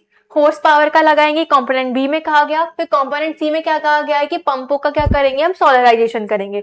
ये इसके 3 लक्ष्य थे आपके कुसुम योजना के 3 कंपोनेंट्स के, जो हमने पढ़ लिए। दूसरा जो इंपॉर्टेंट योजना थी वो कौन सी थी, पीएम सूर्य घर मुफ्त बिजली योजना, जो 13 फरवरी 2024 को आई। ठीक है, और यहाँ पर क्या कहा गया है कि हम 300 यूनिट पर मंथ जो है वो फ्री देंगे। ठीक है, और कितने घरों को देंगे, देश के 1 करोड़ घरों को देंगे, और 300 यूनिट बिजली जो है प्रति मंथ फ्री देंगे, ताकि वहां पर क्या सेट किया जा सके कि सोलर प्लांट्स लगाए जा सके। दूसरा, अब इन्होंने कुछ सब्सिडी दी है कि जो 1 किलोवाट से ऊपर लगाएगा उसको 30,000 की सब्सिडी मिलेगी, 2 किलोवाट से 60,000 की, 3 किलोवाट से तो 78 जो 1000 है उसकी क्या मिलेगी, आपको सब्सिडी मिलेगी। ये 300 यूनिट का था। 1, 2 और 3 कितनी कितनी सब्सिडी देगी सरकार, सोलर पैनल्स लगाने पर रूफटॉप पर कितने कितने किलोवाट के लगाएंगे उसके आधार पर इनको क्या मिलेगी, आपकी सब्सिडी मिलेगी। ये हमने देखा। दूसरा, इसी का विस्तार करते हुए बजट में घोषणा की गई कि सीएम निशुल्क बिजली मुक्त, मतलब निशुल्क बिजली योजना जो है आपकी सीएम निशुल्क बिजली योजना, उसके अंदर जो परिवार शामिल है उनको क्या कर दिया जाएगा, अब 100 यूनिट से 150 यूनिट तक फ्री बिजली उत्पन्न की जाएगी, ताकि वो अपने घर पे क्या लगा सके कि सोलर पैनल्स जो है वो अपने घर के ऊपर लगा सके। इसलिए इस योजना को और ज्यादा एक्सटेंड करते हुए कहा गया कि अब 100 यूनिट नहीं 150 यूनिट बिजली जो है वो आपको मुफ्त दी जाएगी। ठीक है, ताकि आप अपने घर पे क्या लगा सके, सोलर पैनल्स लगा सके। ठीक है, ये जो है हमने किसके बारे में पढ़ा है, आपकी पूरी एनर्जी के बारे में पढ़ लिया है। होपफुली ये आपको सारी चीजें याद हो गई होगी कि मेजर पॉलिसीज कौन सी है, मेजर योजना कौन सी है। इस क्लास के अंदर हम एक पूरा क्विक रिवीजन कर रहे हैं, ताकि आपको पहली बात तो चैप्टर का जो एक ओवरव्यू है वो समझ आए, मेजर फैक्ट समझ आए, मेजर चीजें समझ आए, और आप इसको फटाफट देखेंगे और अपने नोट्स लेके पढ़ेंगे तो आपको ये सारी चीजें आराम से याद हो जाएगी। ठीक है, तो हमारा जो टॉपिक था ऊर्जा, ये हमने खत्म कर लिया है। ठीक है, अब देखिए अगला जो टॉपिक हम पढ़ने वाले थे वो कौन सा पढ़ने वाले थे आपके अंदर, ये हमने यातायात के साधन जो है वो खत्म कर लिया। उसके बाद जो हमने खत्म किया वो कौन सा है आपके, वो है आपके ऊर्जा संसाधन। और अब हम जो आगे पढ़ेंगे वो कौन सा पढ़ेंगे, आपके धात्विक और अधात्विक खनिजों के बारे में। जो हमारा थर्ड टॉपिक रहेगा वो कौन सा रहेगा, आपके धात्विक और अधात्विक खनिजों के बारे में। ठीक है, और इसके अंदर से आपके देखिए कितने क्वेश्चन आए हुए हैं, एक बार हम देख लेते हैं। ठीक है, तो खनिजों से देखो, राजस्थान की खनिज से आपके टोटल 12 क्वेश्चन आ चुके हैं अब तक। तो धात्विक और अधात्विक खनिज अनदर वेरी इंपॉर्टेंट चैप्टर, और आपको अच्छे से पढ़ना है इसे। ठीक है, पहले आप ऊर्जा वाला रिवाइज करेंगे सारा अपने नोट से, उसके बाद जो है अब हम आगे पढ़ेंगे वो कौन सा पढ़ेंगे, आपके खनिज, धात्विक और अधात्विक खनिज को हम पढ़ते हुए चलेंगे। ठीक है,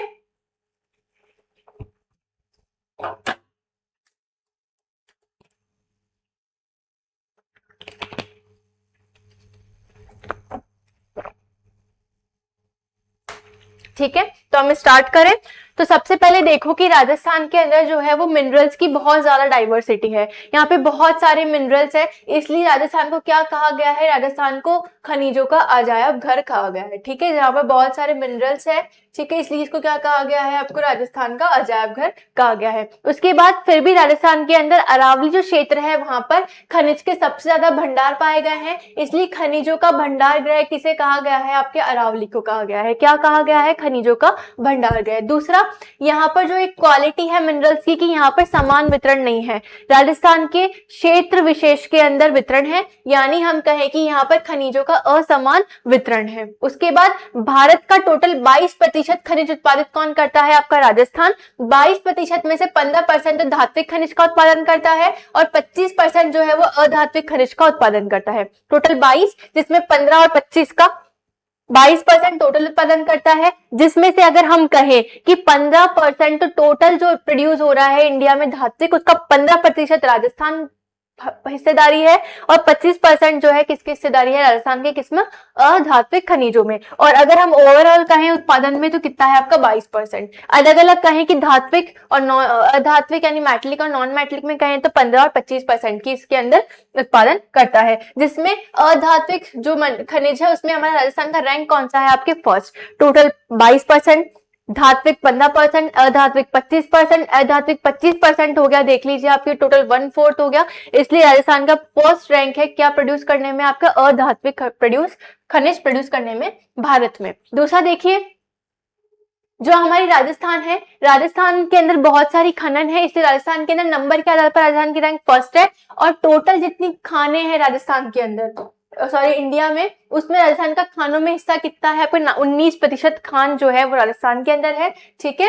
और नंबर के आधार पर हम पहले नंबर पर है, प्रतिशत के आधार पर हम कितने प्रतिशत रखते हैं आपके, 19% रखते हैं। फिर ऐसे इंस्टीट्यूट्स है जो मिनरल्स प्रोडक्शन के लिए काम करते हैं आपके, तो दो पहले इंपॉर्टेंट पढ़ेंगे, RSML, ठीक है। और ये कहां पर है आपके, उदयपुर के अंदर है। और इसकी आप 4 यूनिट्स भी अपने नोट से पढ़ लेंगे कि कहां पर कौन कौन सी एस्टैब्लिश की गई है और ये कब आपके प्रोड्यूस किया, कब एस्टैब्लिश किया गया। तो हमारे 30 अक्टूबर 1974 को RSML का एस्टैब्लिशमेंट किया गया है, ठीक है। दूसरी बात, ये आपके जो बजट आया है इस साल का, इस बजट में जो घोषणा की गई थी वो क्या की गई थी कि इंस्टीट्यूट फॉर मिनरल्स कहाँ एस्टैब्लिश किया जाएगा, आपके उदयपुर के अंदर एस्टैब्लिश किया जाएगा। और ये क्या है आपके, प्रस्तावित है क्या, इंस्टीट्यूट फॉर मिनरल्स एस्टैब्लिश कहाँ किया जाएगा, आपके उदयपुर के अंदर, ठीक है।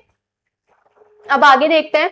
अब देखते हैं सबसे पहले जो इंपॉर्टेंट है कि यहाँ से आपका क्वेश्चन बनना बहुत, यहाँ से आपका क्वेश्चन बनने की पूरी संभावना है। और क्वेश्चन क्या है कि खनिज का जो उत्पादन है वो राजस्थान में कैसे कैसे होता है। एक तो जहां पर हमारा एकाधिकार हो, यानी 100% जो मिनरल है वो हमारा राजस्थान ही प्रोड्यूस कर रहा है उसमें, और एक कि उसको उत्पादित करने में हमारा कुछ अग्रणी स्थान हो, यानी हम थोड़े फर्स्ट हो या टॉप 5 में हो, टॉप 3-4 के अंदर उसको हमारा प्लेस हो, फर्स्ट सेकंड थर्ड, वो कौन सा है आपके अग्रणी स्थान जो रखता है उन खनिजों के अंदर, वो खनिज। तो सबसे पहले मोस्ट इंपॉर्टेंट देख लेते हैं वो कौन कौन सा है कि राजस्थान जहां पर एकाधिकार रखता है, यानी 100% जो प्रोडक्शन है वो करता है, वो कौन कौन सा है आपका, सीसा जस्ता, सेलेनाइट और वॉल्सेनाइट।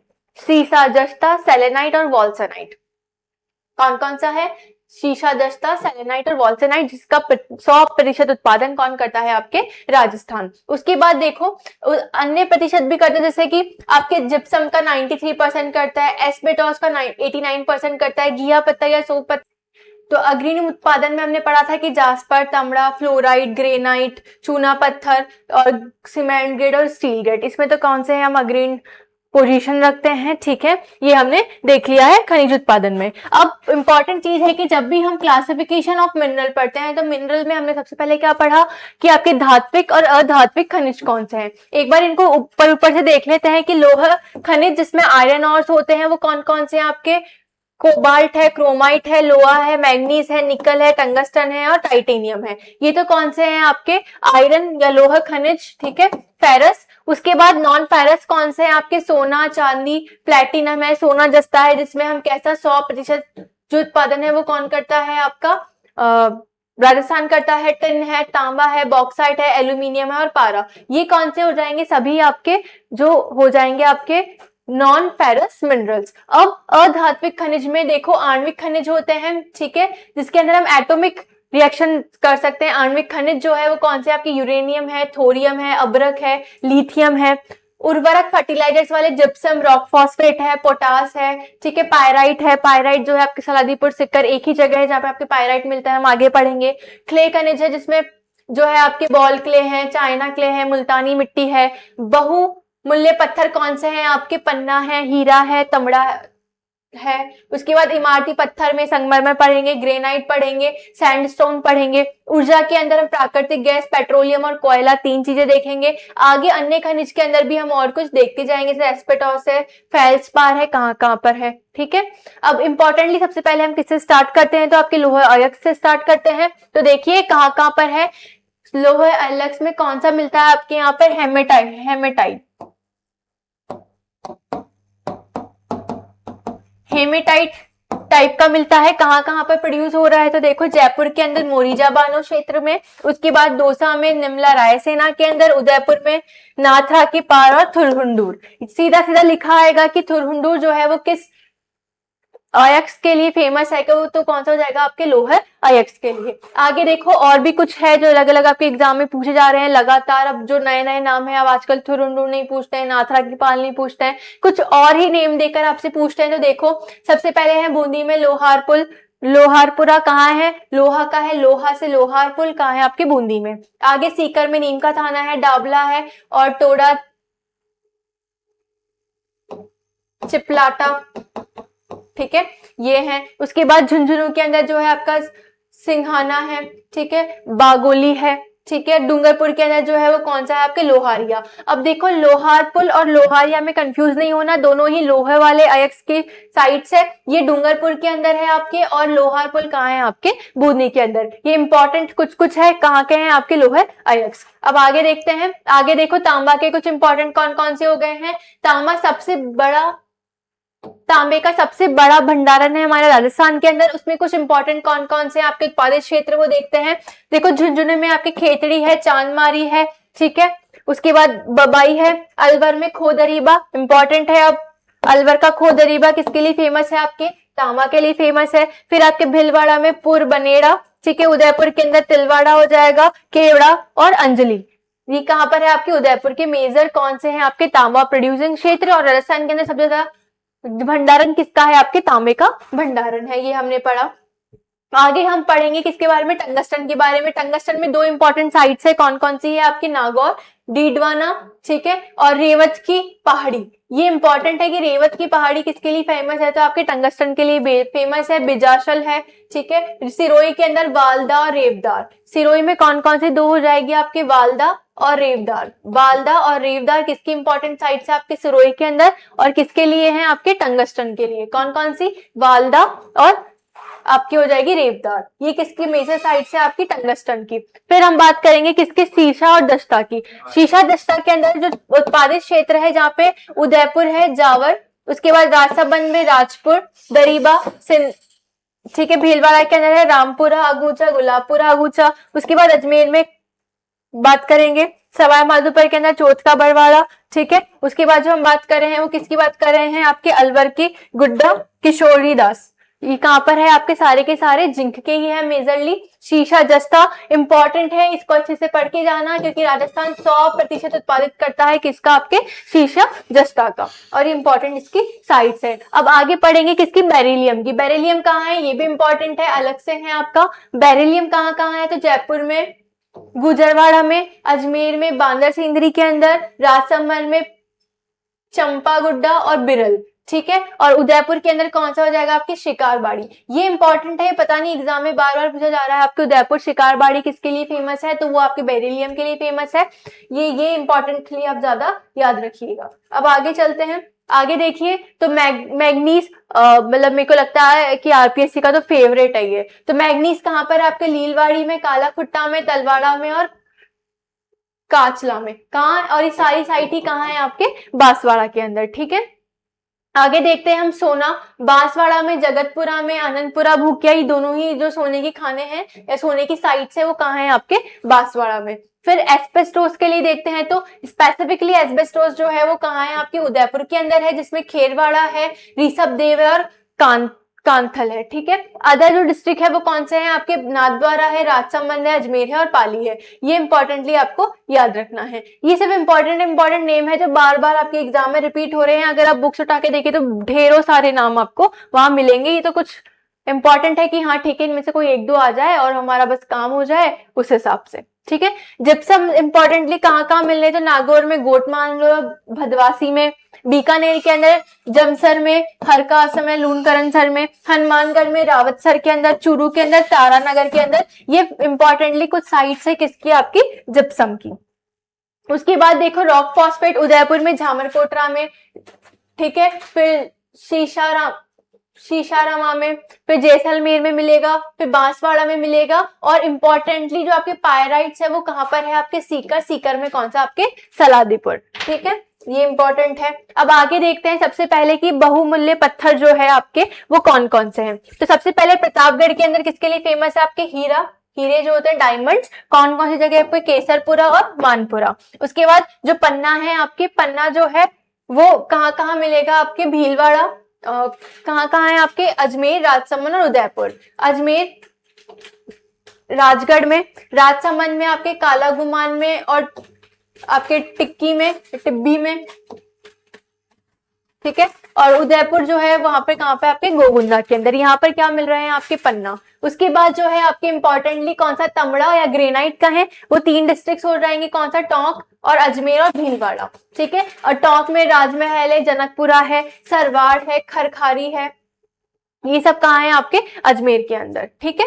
अब आगे देखते हैं। अब आगे जो है आपके इंपॉर्टेंटली वो किसके बारे में है, आपके मार्बल्स के बारे में। तो सबसे पहले मार्बल्स कहाँ कहाँ किसके जगह के कौन कौन से कलर की मार्बल फेमस है वो देखते हैं। तो सफेद मार्बल कहाँ का फेमस है आपके मकराना, ठीक है। उसके बाद आपके काला मार्बल भैंसलाना जयपुर, काला और भैंस, काला और भैंस क्या हो जाएगी, काला मार्बल सॉरी ब्लैक मार्बल जो है भैंसलाना जयपुर। आंधी जयपुर, ठीक है। हरा जो है मार्बल उदयपुर का फेमस है, ठीक है। उसके बाद हमने देखा गुलाबी मार्बल जो है आपके बांसवाड़ा का फेमस है, लाल जो है वो धौलपुर का, पीला जो है वो जैसलमेर का फेमस है, बादामी जोधपुर का, सबको पता है पेंटिंग्स में भी आता है उसकी बादामी आंखें, और जो सतरंगी है वो पाली का। उसके बाद जो है आपके वो कौन सी आ जाती है आपकी मकराना का जो मार्बल है वो विश्व प्रसिद्ध है, जो व्हाइट मार्बल है आपके मकराना का, ये वर्ल्ड फेमस मार्बल है। बाकी जो कलर है आपके ब्लैक, येलो, ग्रीन, ठीक है, पिंक और सतरंगी मार्बल, आप सतरंगी मार्बल याद रखना, ठीक है, वो सारे इंपॉर्टेंट है। अब आगे चलते हैं, ग्रेनाइट के लिए देखते हैं। तो ग्रेनाइट के अंदर गुलाबी ग्रेनाइट जालोर, और जालोर को क्या कहते हैं हम, ग्रेनाइट सिटी। जालोर को और क्या कहा जाता है आपकी, ग्रेनाइट सिटी कहा जाता है। काला ग्रेनाइट जो है आपका काला डेरा जयपुर का फेमस है, ठीक है। काला देखो जो भी काला है, काला काला काला भैंसाना, काला मार्बल भैंसाना जयपुर, फिर वही काला ग्रेनाइट काला डेरा जयपुर, यानी जयपुर में काला काला चीजें फेमस है। फिर लाल जो है आपके वो धौलपुर, उधर भी लाल, पीला जो है वो पीथला और जैसलमेर का फेमस है। ये हमने ग्रेनाइट की बात की। उसके बाद हम सैंडस्टोन की बात करते हैं। अब सैंडस्टोन में सर्वाधिक जो उत्पादन करता है सैंडस्टोन वो कहाँ है आपके, जोधपुर के अंदर होता है, जहाँ पे लाल होता है, सफेद और भूरा, 3 टाइप का सैंडस्टोन प्रोड्यूस होता है कहाँ आपके जोधपुर में। पीला जैसलमेर प्रोड्यूस होता है, करौली के अंदर सफेद लाल प्रोड्यूस होता है, चॉकलेटी कलर का जो सैंडस्टोन होता है वो कहाँ प्रोड्यूस होता है आपके करौली में। और कोटा के अंदर आपके कोटा स्टोन के लिए जो है आपके फेमस है। ये तो सारे टाइप के क्या हो गए हैं आपके सैंडस्टोन। आगे बात करते हैं हम लाइमस्टोन। लाइमस्टोन में सबसे पहले सीमेंट ग्रेड जो होता है वो कहाँ पे प्रोड्यूस हो रहा है सबसे ज्यादा, चित्तौड़गढ़ उसके आसपास के क्षेत्र में जो प्रोड्यूस हो रहा है वो कौन सा है आपका, सीमेंट ग्रेड। फिर केमिकल ग्रेड कहाँ है आपके, नागौर और जोधपुर में। यदि हम बात करें हमारे मैप बना के, तो देखो यहाँ पे चित्तौड़गढ़ और उसके पास में क्षेत्र के अंदर क्या प्रोड्यूस हो रहा है आपके, सीमेंट ग्रेड। यहाँ पर तो कौन सा है, सी से चित्तौड़गढ़ और सी से सीमेंट ग्रेड। उसके बाद जो हमारा है नागौर और उदयपुर में है वो कौन सा है आपके, केमिकल। यहाँ पर नागौर और जोधपुर में कौन सा प्रोड्यूस हो रहा था आपके, केमिकल ग्रेड लाइमस्टोन। और जो फिर आपके पड़ जाता है steel grade, steel grade Sonu क्षेत्र जो जैसलमेर में है वहां पर है। तो जैसलमेर में कौन सा पत्थर, कौन से टाइप का लाइमस्टोन प्रोड्यूस होता है आपके, स्टील ग्रेड, ठीक है।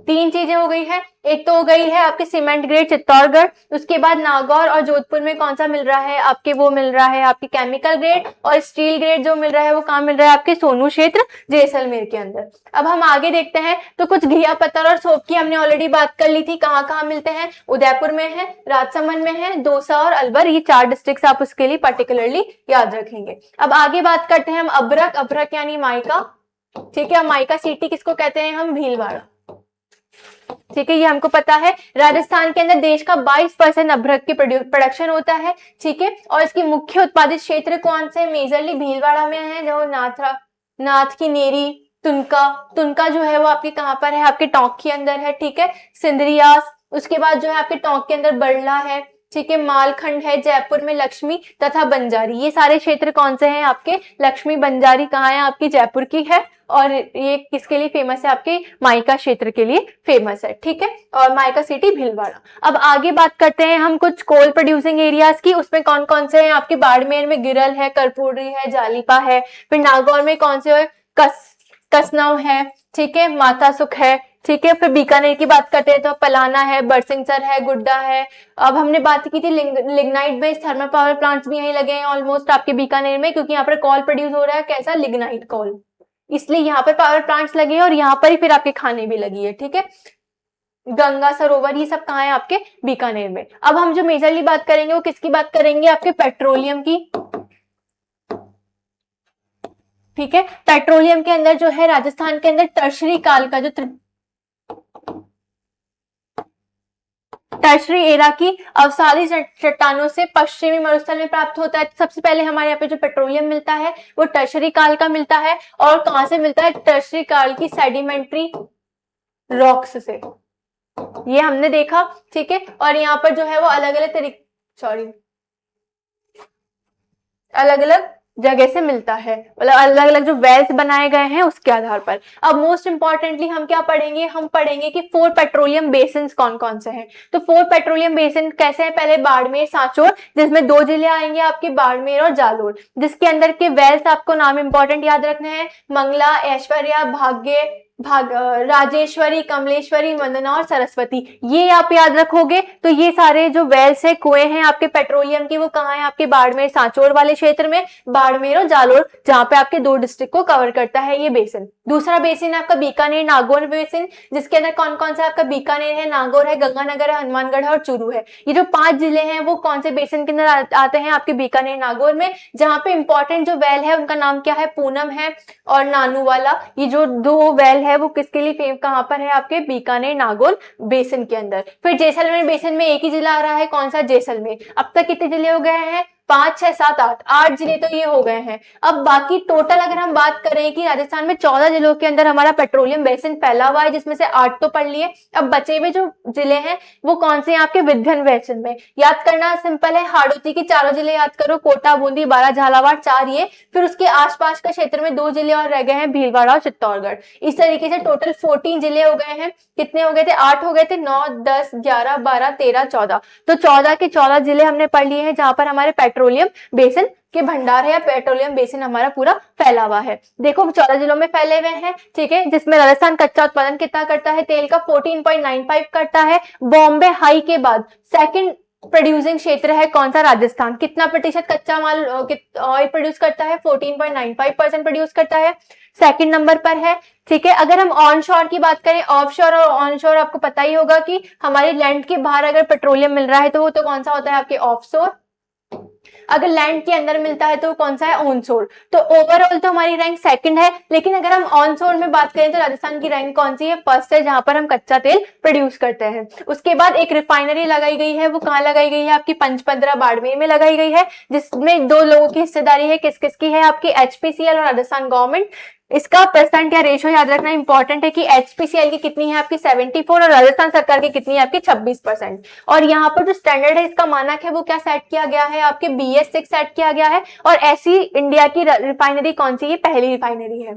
ठीक है, आगे हम देखते हैं कि कुछ खनन नीतियां जो अभी हमारे करंट अफेयर्स में बहुत ज्यादा चर्चा में रही है, तो कौन कौन सी थी वो देखिए आप। सबसे पहले राजस्थान में कुछ खनन नीतियां आई और कुछ खनिज नीतियां आई। खनन नीति जो सबसे पहले आई वो 1978 में आई, उसके बाद 2015 में आई। ये तो बात है आपकी खनन नीति की। और खनिज नीति है जो सबसे पहले कब आई, 1994 में, उसके बाद 2005 में। और जो लेटेस्ट आपकी खनन नीति है वो 4 दिसंबर 2024 में आई। और ये बहुत इंपॉर्टेंट है, बहुत सारे एग्जाम में क्वेश्चन पूछा गया है, RS कोई सा भी एग्जाम उठाइए, पहली बात तो आपको इसकी डेट पता होनी चाहिए। ठीक है, ठीक है, तो इसकी डेट क्या है, आपको लेटेस्ट खनन नीति 4 दिसंबर 2024 के अंदर आई है। ठीक है, और इसके अंदर क्या कहा गया है कि इसमें कुछ लक्ष्य रखे गए हैं, वो लक्ष्य हम एक बार गौर तरीके से पढ़ लेते हैं। इसमें क्या कहा गया है कि हम खनन के क्षेत्र, मतलब खनिज के आधार पर हम कितना एम्प्लॉयमेंट देंगे, तो हम 1 करोड़ से ऊपर लोगों को एम्प्लॉयड करेंगे 2047 तक। ठीक है, दूसरा लक्ष्य है कि हमारा जो मिनरल कंसेशन एरिया है उसको हम जो है वो 2030 तक जो है वो बढ़ा देंगे 1% तक। फिर मतलब 2047 तक जो है हमारा ये एरिया 2% के अराउंड हम बढ़ा देंगे, और फिलहाल कितना है 0.68% है। फिर हमने क्या कहा गया है कि हमारा जो मिनरल एक्सपोज हो रहे हैं उसको हम 58 से कितना कर देंगे, हम 70 प्रकार के जो मिनरल्स है वो प्रोड्यूस करना स्टार्ट कर देंगे। अभी कितने कर रहे हैं हम, 58 आउट ऑफ 81, इतना हम कर रहे हैं। तो हमारा टारगेट क्या है कि 2047 तक हम कितना प्रोड्यूस करना चाहेंगे, 70 प्रोड्यूस करना चाहेंगे। ठीक है, ये हमारे कुछ इंपॉर्टेंट लक्ष्य हैं आपकी खनिज जो नीति आई है इस खनिज नीति के अनुसार। उसके बाद हम बात करते हैं लेटेस्ट एमसेंट पॉलिसी की। तो एमसेंट पॉलिसी के अंदर वो भी कब आई आपके 4 दिसंबर 2024 तक, और ये कब तक लागू रहेगी आपकी 31 मार्च 2029 तक, या फिर इससे पहले कोई और नीति आ जाए तो तब तक ये लागू रहेगी। इसमें क्या कहा गया है, इसमें कहा गया है कि एमसेंट का जो उत्पादन है उसको 20% तक ईयरली बढ़ाना, और टोटल 2029 तक कितना मिलियन टन प्रोड्यूस करना, 30 मिलियन टन प्रोड्यूस करना। उसके अलावा जो हमारे राजकीय भवन है वहां पर 25% जो है आप एमसेंट का प्रयोग करेंगे, ये कहा गया है। और जैसे ही हमारे एमसेंट का प्रोडक्शन बढ़ जाता है तो 25% हम राजकीय जो भवन है वहां पर 25% एमसेंट की बजाय अब हम 50% एमसेंट को यूज करना स्टार्ट कर देंगे जैसे ही हमारा प्रोडक्शन इंक्रीज होगा।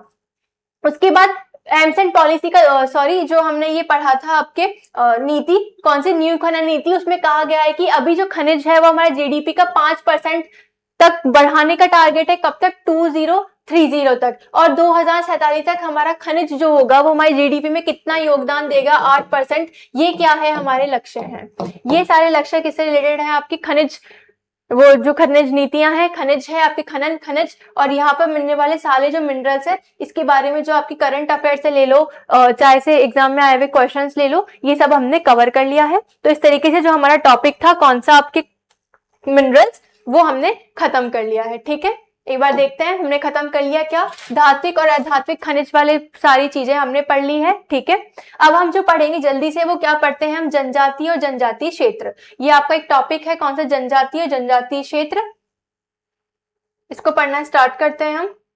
ठीक है, तो देखिए वैसे तो आप ये आर्ट एंड कल्चर में पढ़ते हैं अच्छे से, आर्ट एंड कल्चर, जब आप आर्ट एंड कल्चर पढ़ रहे होंगे तब आप इनको बहुत अच्छे से पढ़ रहे होंगे। इसमें से मैं आपको कुछ इंपॉर्टेंट हाईलाइटेड चीज बता देती हूँ जो हमारे काम की रहेगी यहाँ पर।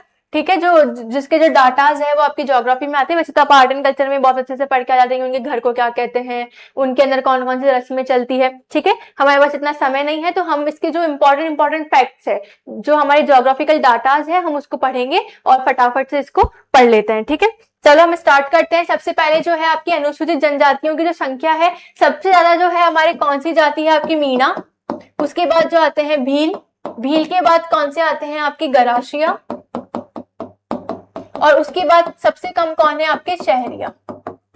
वैसे मेरे को गरासिया और शहरिया में बहुत कंफ्यूजन रहता है तो मैं हमेशा इसको जीएस ट्रिक से याद करती हूँ। ठीक है, जनरल स्टडी से हो जाएगा आपका गरासिया और ऐसे हो जाएगा शहरिया।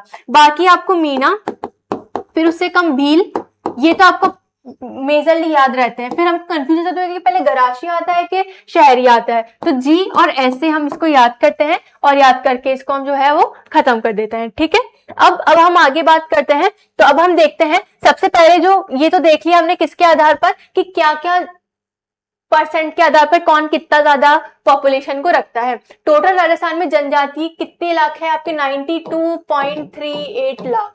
राजस्थान में जनजातियां कितनी है आपकी, 92.38 लाख है। और देश में जनजातियों के मामले में कौन सा स्थान है, राजस्थान का चौथा, ये हमने पढ़ा। और कुल जनजाति या राज्य की कुल जनसंख्या का कितना परसेंट है, 13.5%। मीणा भील, मीणा हमने देखा, मीणा भील गरासिया शहरिया। उसके बाद राजस्थान की जाति का 13.5% है। ठीक है, और उसके बाद हमने क्या देखा कि 4th रैंक पर है हमारा इंडिया के अंदर जनजातियों के मामले में। ठीक है, और टोटल अगर लाख की बात करें तो 92.38 लाख जो है हमारे राजस्थान की जनसंख्या का कुल संख्या है। ठीक है, अब सर्वाधिक जो है वो उदयपुर में है और न्यूनतम कहाँ है, आपके बांसवाड़ा के अंदर है। जनजातियां जो सर्वाधिक है उदयपुर में, न्यूनतम प्रतिशत, सर्वाधिक प्रतिशत जो है वो बांसवाड़ा में, और सर्वाधिक संख्या के आधार पर उदयपुर के अंदर है। ठीक है, ये हमने देख लिया। बांसवाड़ा में क्या है आपके, सर्वाधिक है, सर्वाधिक परसेंटेज के आधार पर 76% के अराउंड जो जनजातियां रहती है बांसवाड़ा में, उदयपुर में कितनी रहती है आपकी संख्या के आधार पर उदयपुर में सबसे ज्यादा है। अब सबसे पहले जिसकी बात करेंगे हम वो कौन सी है आपकी मीणा। देखो मीणा की पहले जनजाति कितनी है आपकी 49.74, ठीक है। मीणा, भील, गरासिया और शहरिया पड़ा 49 मतलब आप इसको 50% मान लो कि 50% तो इसी की क्या है आपके जनसंख्या है, और इसमें से भी सबसे ज्यादा कहाँ है आपकी जयपुर में, ये पढ़ लिया।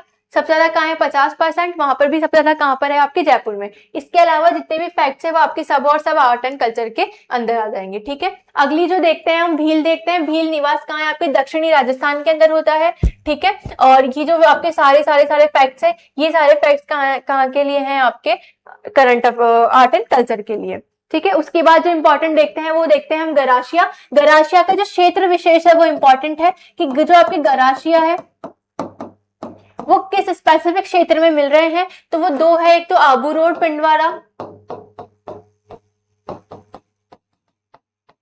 आबू रोड पिंडवाड़ा सिरोही में, एक तो यहाँ मिल रहे हैं डूंगरपुर, उदयपुर और पाली की सीमा पर। और किसकी बॉर्डर पर मिलेंगे आपको, डूंगरपुर, उदयपुर और पाली, इनकी सीमा क्षेत्र के अंदर भी यहाँ पर क्या मिलेंगे, आपके गरासिया मिलेंगे। उसके अलावा ये सब चीजें आपके आर्ट एंड कल्चर के अंदर आएगी। हमने क्या पढ़ा, हमारा मेन उद्देश्य था यहाँ पे पढ़ने का, एक तो ये वाला सीक्वेंस जानना, 92.38 लाख इसकी संख्या जानना, परसेंट जानना, देश में स्थान जानना, सर्वाधिक उदयपुर में है, सर्वाधिक प्रतिशत बांसवाड़ा में है, ठीक है। फिर मीनाओं का हमने 50% के अराउंड पढ़ा, 49.74 जिसमें सर्वाधिक जयपुर के अंदर है, ये चीज इंपॉर्टेंट थी। बाकी सब आप आर्ट एंड कल्चर में पढ़ के आते हो, ये सब आप आर्ट एंड कल्चर में पढ़ के आते हो। फिर भी हम गरासियों का क्षेत्र देख लेते हैं कि कहाँ कहाँ पर है, तो आबू रोड पिंडवाड़ा के अंदर, उसके बाद पाली, उदयपुर और डूंगरपुर की सीमाओं पर। अगला जो पढ़ेंगे वो हम क्या पढ़ेंगे, शहरिया। शहरिया का हम फिर से निवास स्थान देख लेते हैं, तो कहाँ पर है आपके किशनगंज और शाहबाद तहसील के अंदर है। 12 की 2 तहसीलें कहाँ पर, किशनगंज और शाहबाद के अंदर ये प्रेजेंट है। उसके अलावा ये सबसे आदिम जनजाति है हमारी। उसके अलावा सब चीजें जो है आप कहाँ पढ़कर आते हो, आर्ट एंड कल्चर में पढ़कर आते हो। फिर हम डामोर की बात करते हैं, तो डामोर कहाँ है आपके शिमलवाड़ा डूंगरपुर में, बांसवाड़ा और उदयपुर में रहते हैं, ठीक है। फिर कंजर जो है आपके कोटा, बूंदी, बारा और झालावाड़ के अंदर रहते हैं, ठीक है। उसके बाद जो है ये हमने जो है वो सारी की सारी क्या पढ़ ली है, आपके जनजातियों को पूरा अच्छे से रिवाइज कर लिया है। इसमें हमने क्या रिवाइज किया है कि जो भी चीज आपके यहाँ पर ज्योग्राफी में पूछी जाती है उसको हमने पढ़ा। उसके अलावा जो भी फैक्ट्स थे वो सब आपके आर्ट एंड कल्चर में आप लोग वैसे भी पढ़ते हो, तो उसको यहाँ पर रिवाइज करने से कोई मतलब नहीं है। स्पेसिफिकली आपको मीना, भील, गरासिया और सहरिया ये इंपॉर्टेंटली याद रखना है, ठीक है। सर्वाधिक उदयपुर में, प्रतिशत के अनुसार बांसवाड़ा में, ठीक है। ये सब हमने देख लिया। तो हमने जो टॉपिक खत्म किया वो कौन सा है, आपके जनजातीय एवं जनजातीय क्षेत्र। तो इस तरीके से हमने 1/4 ऑफ द सिलेबस को रिवाइज कर लिया है। अब आपकी कुछ और टॉपिक्स है जो अगली 2 क्लास में आपको आराम से मिल जाएंगे, ओके। तो होपफुली क्लास आपके लिए इंपॉर्टेंट रहेगी, okay. Thank you so much.